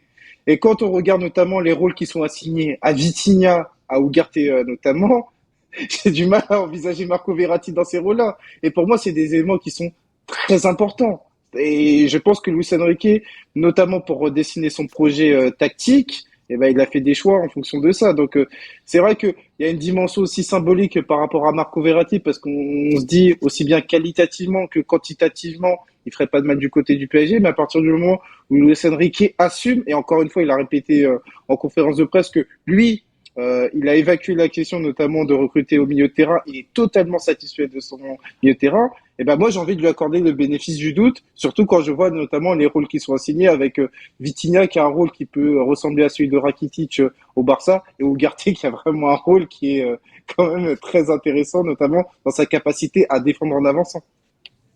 Eh bien justement, on va en parler dans une toute petite minute de Manuel Ugarte. Le temps pour nous de dire au revoir à celui qu'on appelle le divin chauve dans le chat, notre ami Philippe, qui doit nous laisser. C'était un plaisir de t'avoir avec nous. Foncez évidemment voir le superbe site et écouter le superbe podcast Culture PSG. Que dire d'autre? Merci déjà, c'était très agréable de parler un peu du PSG avec vous, et surtout on attend de voir ce que Luis Enrique va réussir à cuisiner, à faire mijoter tout ça, parce que ça s'annonce bien, mais la saison est longue. Une saison au PSG, c'est très long, et on se perd très vite au Paris Saint-Germain. Très très vite. Voilà. Eh bien, on aura à cœur de te réinviter dans les prochaines émissions pour que tu puisses nous réaiguiller ou nous te remettre dans le bon chemin si vous perdez. On sera là l'un pour l'autre. Écoutez, ce sera avec grand plaisir que je reviendrai. Je vous souhaite une très bonne soirée et à la prochaine alors, tout simplement. Merci beaucoup Philippe. Allez, et sans transition, continuons de parler du Paris Saint-Germain avec Flo. Flo, c'est à toi. Tu nous as aiguille-nous.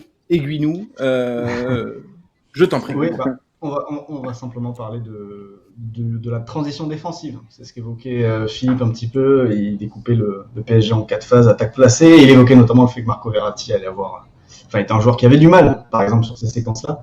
Et on va le voir avec la première palette, c'est simplement l'organisation du PSG à la perte du ballon. Parce qu'on a un Luis Enrique qui fait très attention à la possession. Mais évidemment, quand on fait très attention à la possession, il faut faire très attention à ce qui se passe quand on la perd. Et donc, on va voir simplement des séquences de pressing à la perte et surtout d'organisation à la perte de balle. Alors là, c'est face à Lorient, Paris domine, le pressing à la perte, tout le monde connaît, il y a une zone, la balle est perdue, on essaye d'être actif pour récupérer. Alors là, il y avait tous les attaquants qui travaillaient sur le terrain, c'est pas toujours vrai sur les matchs suivants avec le retour de Mbappé et Dembélé, même s'ils font plus d'efforts. Mais là, la balle est récupérée, il n'y a pas de grande histoire sur cette action, mais c'est juste pour nous mettre dans le pressing à la perte. Ce qui est important, c'est l'organisation ici, à la perte de balle, et le marquage préventif qui a été mis en place. Lucas Hernandez à gauche, en bas, Marquinhos à droite, en haut, Ugarte au milieu, et Skriniar qui a un contre 1. Tout le monde est sur un adversaire toulousain, sur les solutions de sortie courte du TFC à ce moment-là. Donc ici, il n'y a pas de solution courte pour Toulouse, il n'y a pas de solution pour sortir. tentative, récupération, interception. Et là, c'est un ballon gagné facilement, récupéré par Ugarte.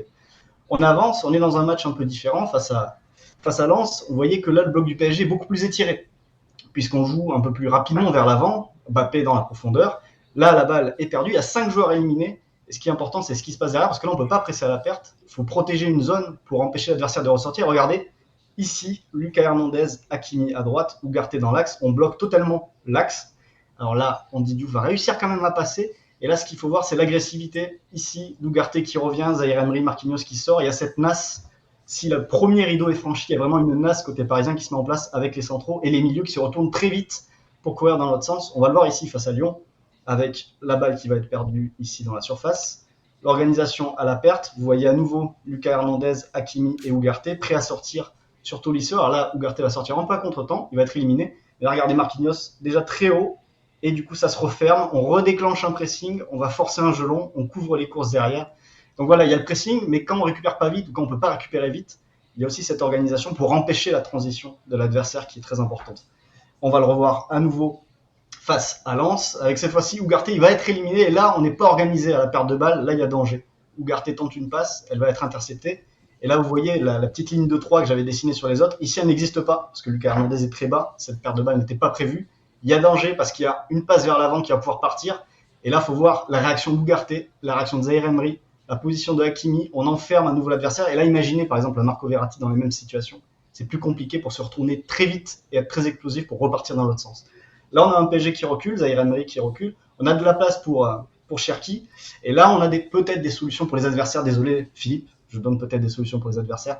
C'est d'attaquer les deux zones à gauche et à droite de cette défense parisienne, puisqu'on a vraiment cette nasse dans l'axe. Donc pour les adversaires, les zones qui existent se situeront forcément sur les côtés. Avec ensuite, on voit le repli parisien à la fin, avec le retour d'Ugarte. On a vraiment ce repli à 7, 8 joueurs, puis 9, puis 10 au fur et à mesure des actions.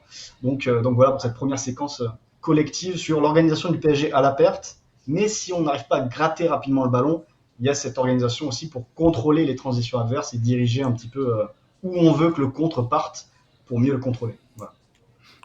Justement, il y avait une question dans le chat d'Ayosun qui extrapole un petit peu, mais qui est assez intéressante. Quelle est selon toi, et te la pose à toi, pour nous Elton, à mon avis, on n'a pas la réponse pour Ayosun, donc il la pose juste pour Flo. Quel est selon toi le rôle idéal pour Nuno Mendes à son retour? Lui, imagine, ou en tout cas pose la question à la place d'un Vitinha, point d'interrogation. C'est vrai qu'il y a plein de possibilités parce que on peut imaginer en effet que Nuno Mendes remplace Vitinha, et pour tout ce qui est offensif, quand tu vois les permutations entre Vitinha et Nuno Mendes par exemple, entre Vitinha et Mbappé, tu peux imaginer que ce soit beaucoup plus naturel avec Nuno Mendes et qu'il y ait des choses qui soient intéressantes dans les 30 derniers mètres. Mais c'est vrai qu'un Lucas Hernandez, je le trouve très très bon, moi, justement à la perte de balle, pour être très agressif, pour défendre en avançant. Et sans passer, ce serait un petit peu ennuyeux. Alors moi je me demande si Nuno Mendes doit revenir, si c'est pas un mec comme Skriniar qui va en faire les frais et qui va sortir, et quitte à recentrer ensuite Lucas Hernandez dans l'axe. Donc on sert Vitinha qui aura un rôle différent, il n'aura pas à s'excentrer en phase offensive, il pourra rester dans le milieu, dans les trois du milieu en phase def, enfin en phase plutôt d'équilibre, etc. Et du coup il y aurait vraiment un changement de rôle pour Vitinha, je pense, en phase avec ballon, qui aura un rôle plus axial, peut-être plus de contrôle, là où aujourd'hui je trouve qu'avec la balle il s'en sort, mais il joue un peu les utilités, il n'est pas dans des zones qu'il a l'habitude d'occuper, dans lesquelles il est particulièrement performant. Donc peut-être que c'est ça le retour de Nuno Mendes. C'est peut-être pas forcément Vitinha qui en fera les frais, peut-être que dans le 11 c'est Skriniar qui sortira. En tout cas, dans l'idée, c'est une des possibilités, mais c'est l'avantage de ce PSG là, il y a quand même pas mal de possibilités, et en même temps il y a aussi des joueurs qui sont un petit peu prompts à se blesser parfois. Nuno Mendes en fait partie, donc c'est bien aussi d'avoir ces solutions pour tourner, ces solutions différentes, quoi. Et je pose la question à tous les deux, elle émane encore du chat. Marquinhos au milieu de terrain, on en parlait tout à l'heure des problématiques du milieu de terrain. Alors c'était plutôt des problématiques à la création, et je suis pas persuadé que Marquinhos pourrait remplir ce rôle-là. Mais pour vous, un Marquinhos pourrait totalement être remonté d'un cran par Luis Enrique, peut-être Elton, toi qui a vu aussi Enrique dans d'autres contextes. Est-ce que c'est quelque chose que tu l'imagines capable de faire?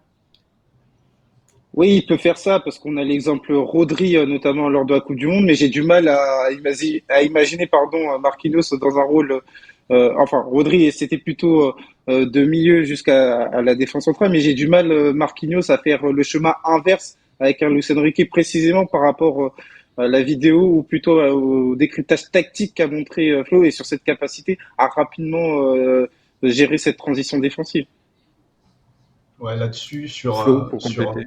ouais, je le verrais vraiment s'il faut faire souffler Ugarte, c'est peut-être lui, mais c'est vrai que Ugarte a cette agressivité, on va le voir d'ailleurs sur la palette suivante, qui est très propre à lui. Il n'y a pas deux joueurs dans l'effectif du PSG aujourd'hui qui peuvent faire ce que fait Ugarte sur le terrain en termes d'explosivité, d'agressivité pour aller sur les adversaires.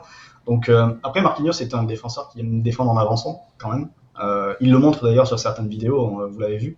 Donc peut-être sur certains matchs, mais c'est vrai qu'aujourd'hui, Philippe l'évoquait, le fait que Ugarte, qui n'est pas de deuxième joueur, je pense qu'Ugarte est vraiment parti sur une saison de marathonien. Et je pense dès aujourd'hui que le PSG de Luis Enrique ne sera pas le même avec lui ou sans lui sur le terrain.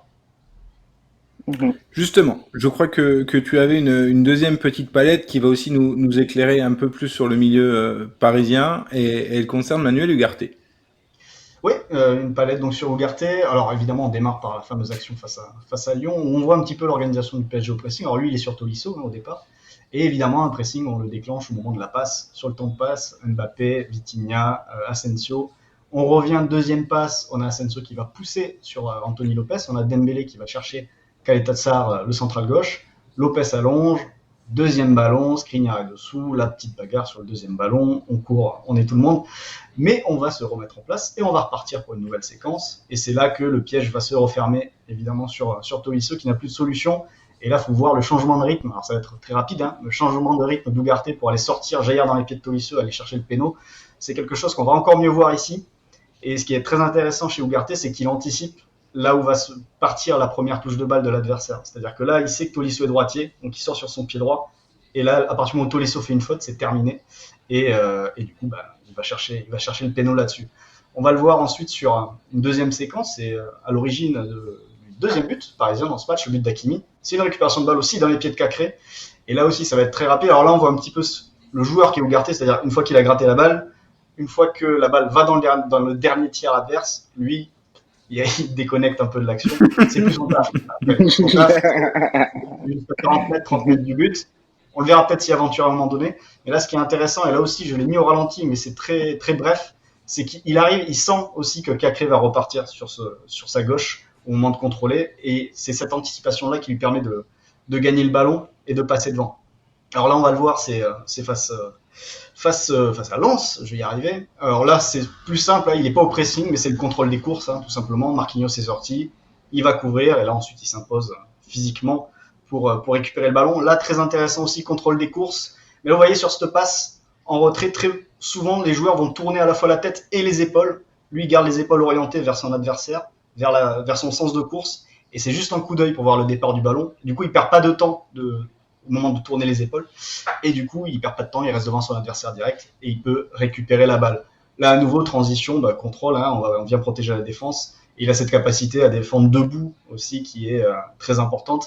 Là encore, on peut reparler de Verratti qui se jetait quand même beaucoup, qui aimait beaucoup ça. Là, il va se faire avoir et là, on retrouve la grinta. Il se fait éliminer une fois, il n'est pas battu par contre, il va revenir. Toujours cette explosivité sur les premiers appuis qui lui permet de rattraper des situations mal embarquées. Puis là, le petit plaisir pour la fin, c'est l'intervention physique, je crois, c'est sur Sotoka, voilà, à l'épaule, et surtout derrière, ce qui est très intéressant, c'est l'ouverture, parce que derrière, ça se transforme en situation de but, tout simplement, avec Dembélé, Mbappé et Asensio. Alors Asensio arrive peut-être un peu tard, ils jouent tous les deux, et du coup, c'est Samba qui peut fermer. Et voilà une dernière séquence pour montrer un petit peu toutes les qualités d'Ugarte et tout ce qu'il apporte tout simplement au PSG depuis le début de la saison. Quand on l'avait présenté, je fais un peu de promo, on l'avait présenté sur Copa Arena dans une émission, on avait évoqué le fait que potentiellement c'était peut-être le joueur, le futur Casemiro du Paris Saint-Germain. Les premières journées de championnat vont vraiment dans ce sens en tout cas. Et du coup, Flo, juste pour rebondir, le décryptage que tu fais, ça rend Ugarte, c'est un rôle quasi spécifique. Comment tu pourrais pallier à ça si Ugarte il est pas là, notamment dans cette capacité à défendre en avançant? C'est ce que je disais tout à l'heure, c'est-à-dire que à l'heure actuelle, alors le PSG de Luis Enrique, on le découvre, Mais je pense que le PSG de Luis Enrique, il y en a un qu'on a vu avec Ugarte. Par contre, il y en a un qu'on n'a pas vu encore, c'est sans Ugarte. Et je ne sais pas à quoi ça ressemblerait ce PSG en fait sans lui. Et en effet, ça va être intéressant parce qu'on va forcément le découvrir dans la saison. Il ne va pas jouer 60-70 matchs. Donc oui, ça c'est vraiment aujourd'hui encore une question. Qui peut le suppléer ou alors comment est-ce que Luis Enrique organiserait son équipe pour faire sans lui. Voilà. On l'a vu sortir à la fin du match face à Lyon. On n'a plus forcément vu la même équipe en deuxième mi-temps. Je crois qu'il sort en cours de deuxième mi-temps, il me semble, sur le deuxième match, enfin sur le dernier match. Donc voilà, ça c'est encore une interrogation en effet au mois d'août. Est-ce que, c'est pour rebondir sur une question du chat, pour toi, ce qu'il produit là et ce qu'il propose, c'est quelque chose qui va pouvoir répéter dans le temps à chaque match, ou est-ce que, pour reprendre les termes de, je retrouve son pseudo tout de suite, d'Emilio, qui utilise le mot de sur-régime, c'est sa grande crainte. Est-ce que pour toi, il peut répéter, et est-ce que ça, c'est représentatif véritablement du niveau qu'a Manuel Ugarte? Alors, par rapport à moi, ce que j'avais vu de ce qu'il avait fait au Sporting les saisons précédentes, je ne suis pas surpris de ce qu'il fait là. Pour moi, je ne pense pas que ce soit un joueur en sur-régime. C'est un joueur qui a peut-être très bien digéré la préparation. Ça je pense que oui. Mais dans ce qu'il fait, en fait, il n'y a rien qui me surprend dans le début de saison. Là. C'est ce que je le voyais déjà faire avec le Sporting. Donc, sur ce point-là, je pense qu'il est capable de maintenir ce niveau sur la durée, qu'il n'y a pas forcément de sur-régime. Alors après, il y aura peut-être des coups de moins bien, mais ça, c'est le niveau auquel je m'attendais de sa part aujourd'hui. Et la vraie question, alors c'est vrai que dans le chat, ça dit que c'est Fabien Ruiz qui l'avait suppléé, mais Fabien Ruiz, en termes d'explosivité pour sortir, d'intensité dans les contacts, etc., ça sera pas la même chose. Et il aura besoin d'un équilibre différent, parce que là, Ugarte peut assurer l'équilibre, pas tout seul, mais on l'a vu d'ailleurs sur la première palette. Il est capable de rattraper les situations, en tout cas en Ligue 1. Et après, en effet, on verra au niveau Ligue des Champions et face à des adversaires de plus haut calibre en Ligue 1, des Monaco ou des équipes qui tournent comme ça, s'il suffit tout seul. Mais à l'heure actuelle, oui, c'est vrai que c'est difficile d'imaginer le PSG sans. Justement, après la trêve, messieurs, question pour tous les deux, ça sera sans doute la dernière de cette émission. Il va y avoir un triptyque, Nice, Dortmund, Marseille pour le Paris Saint-Germain, 3 matchs à domicile, 3 matchs avec de l'enjeu malgré tout, pour le PSG qui voudra sans doute rapidement reprendre sa place tout en haut du classement de Ligue 1, un Olympico, donc forcément un match à ne pas rater. On aurait pu parler aussi des difficultés de l'Olympique de Marseille. Merci à ceux qui ont fait le conducteur de cette émission de me l'avoir épargné. Et le premier match de Ligue des Champions contre Dortmund. La question, elle est simple. Est-ce que vous pensez que ce PSG-là est prêt? Alors, avec toutes les interrogations et les points d'interrogation qu'on peut mettre autour d'une trêve internationale, mais est-ce que ce PSG-là est prêt pour les grandes manœuvres? Parce qu'elles vont commencer dès le retour le 15 septembre prochain contre Nice. Elton, peut-être. Après, prêt pour les grandes manœuvres, il faut aussi regarder la réalité des adversaires. On a parlé de Nice qui se cherche, c'est un laboratoire. Marseille est aussi dans ce cas-là. Et pour parler du Borussia Dortmund, le Borussia Dortmund, ça vient après la fin de saison dernière qui a été quand même dramatique. Il y a quand même des difficultés avec un match nul à domicile. Donc tout ça pour dire qu'au final, c'est des équipes qui sont aussi à un stade de la saison pas nécessairement défini, surtout Nice et l'Olympique de Marseille. Ça peut encore servir au PSG, notamment sur sa qualité brute. Donc moi, je pense qu'il faudra attendre un peu. Mais c'est vrai que cet enchaînement-là, qui plus est face à l'Olympique de Marseille, c'est vrai que c'est quand même un début de révélateur, mais c'est pas un révélateur qui, pour moi, est affirmé. Ouais, là-dessus, c'est, Paris ne tourne pas à plein régime. J'y arrivé, la fatigue, la chaleur, ça en fait beaucoup. Donc il y a déjà ce point-là, mais c'est vrai que, comme le disait Elton, déjà le match contre Nice et avec la manière de jouer de Nice, avec le ballon, déjà j'attends de voir ce que ça va donner ce match. Est-ce que Paris va être aussi proactif et va vouloir avoir la balle ou pas? Parce que ce Nice-là, est-ce que peut-être que Paris va plus gagner à leur laisser faire leur passe et voir comment ça peut se passer après pour les piéger. Donc il y aura aussi des enseignements à prendre là-dessus, parce que Luis Enrique, on l'a vu face à Lens, aime aussi faire des petits ajustements, c'est-à-dire il a son projet de base, mais il y a des ajustements à la marge qui sont souvent intéressants, et face à Lens, j'en avais fait d'ailleurs un coup de cœur tactique, il avait vraiment su aspirer le pressing lensois pour jouer dans leur dos derrière, en faisant sortir les pistons de chaque côté, et donc ça sera intéressant aussi de voir ce qu'adaptera Luis Enrique, ce que préparera Luis Enrique sur chacun de ces matchs, parce que je pense que sur des gros matchs comme Dortmund, comme Marseille, il y aura aussi des choses qui seront proposées, qui seront faites en réponse à ce qu'a l'habitude de faire l'adversaire. Donc ça aussi, ce seront des ajustements intéressants à voir, parce que ça montrera sa capacité aussi d'adaptation de son projet principal, qui bougera pas trop dans les grandes largeurs, on gardera les principes, mais je pense que sur les grands rendez-vous, il y aura des ajustements qui seront faits pour donner un maximum de chance aux Parisiens de l'emporter tout simplement. Merci messieurs, merci Flo pour tous ces éclairages apportés avec ces petites palettes notamment. On le rappelle, Coparena, un média totalement indépendant, des articles, des émissions, avec des entretiens, avec des acteurs, des grandes séries. Là, je sais que ça fera sans doute plaisir à certains. Une petite série sur Marcelo Bielsa qui est en cours et qui est destinée petit à petit. Des épisodes on aussi où vous présentez. On t'attend sur Leeds d'ailleurs. J'arrive. Là, c'est un grand moment. C'est tout. C'est mes plus belles émotions de ces 3 dernières années. J'arrive. Ouais. Mais je dois avouer un truc. Voilà. Dis-moi. Je dois avouer un truc par rapport au Mercato Liga. J'ai pas regardé tous les profits sur Coparena. Je suis en train de rattraper là. J'espère finir avant le prochain match. Ouais, il y en a énormément, donc je suis en train de regarder. On a enregistré les derniers, donc on va rattraper tranquille.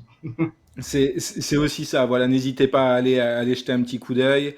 Je les vois là. Vous avez du Naouma, du Miramon, du Darami, du Singo. C'est toutes les dernières recrues.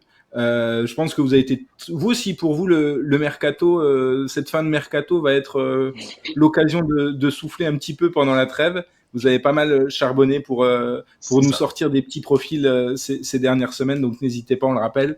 Coparena, et puis à la prochaine, du coup, prochain débrief, prochain coup de cœur tactique. Tout à fait. À la reprise. J'espère que ce sera Marcelino. Qui sait, on verra. Trop court pour l'instant. J'ai mis des séquences de côté. Pour l'instant, il n'y en a pas assez. Mais il y en a de côté. Il y en a quelques-unes, des séquences positives.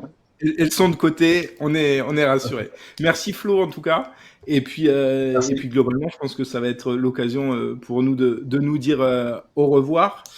1h50 pour débriefer ces 4 premières journées de Ligue 1. On aurait pu en dire beaucoup plus avec plein de clubs dont on n'a pas encore parlé, mais dont on parlera dans la prochaine, qui sera aux alentours de la fin de la J7 ou de la J8. On vous ramènera des acteurs, des joueurs ou des dirigeants de vos clubs préférés pour la prochaine. C'est promis. Merci d'avoir été là. Merci à Elton de m'avoir accompagné pendant ces quasiment 2 heures d'émission. C'était un plaisir. C'est un vrai plaisir. Merci pour l'invitation. Et puis n'hésitez pas, elle est retrouvable en replay sur la chaîne Twitch et à partir de demain ou approximativement après-demain dans les prochains jours sur la chaîne YouTube de la Ligue 1 Uber Eats. Je vous dis à très bientôt, reposez-vous pendant la trêve internationale et nous on se retrouve dans quelques semaines pour un prochain épisode du débrief.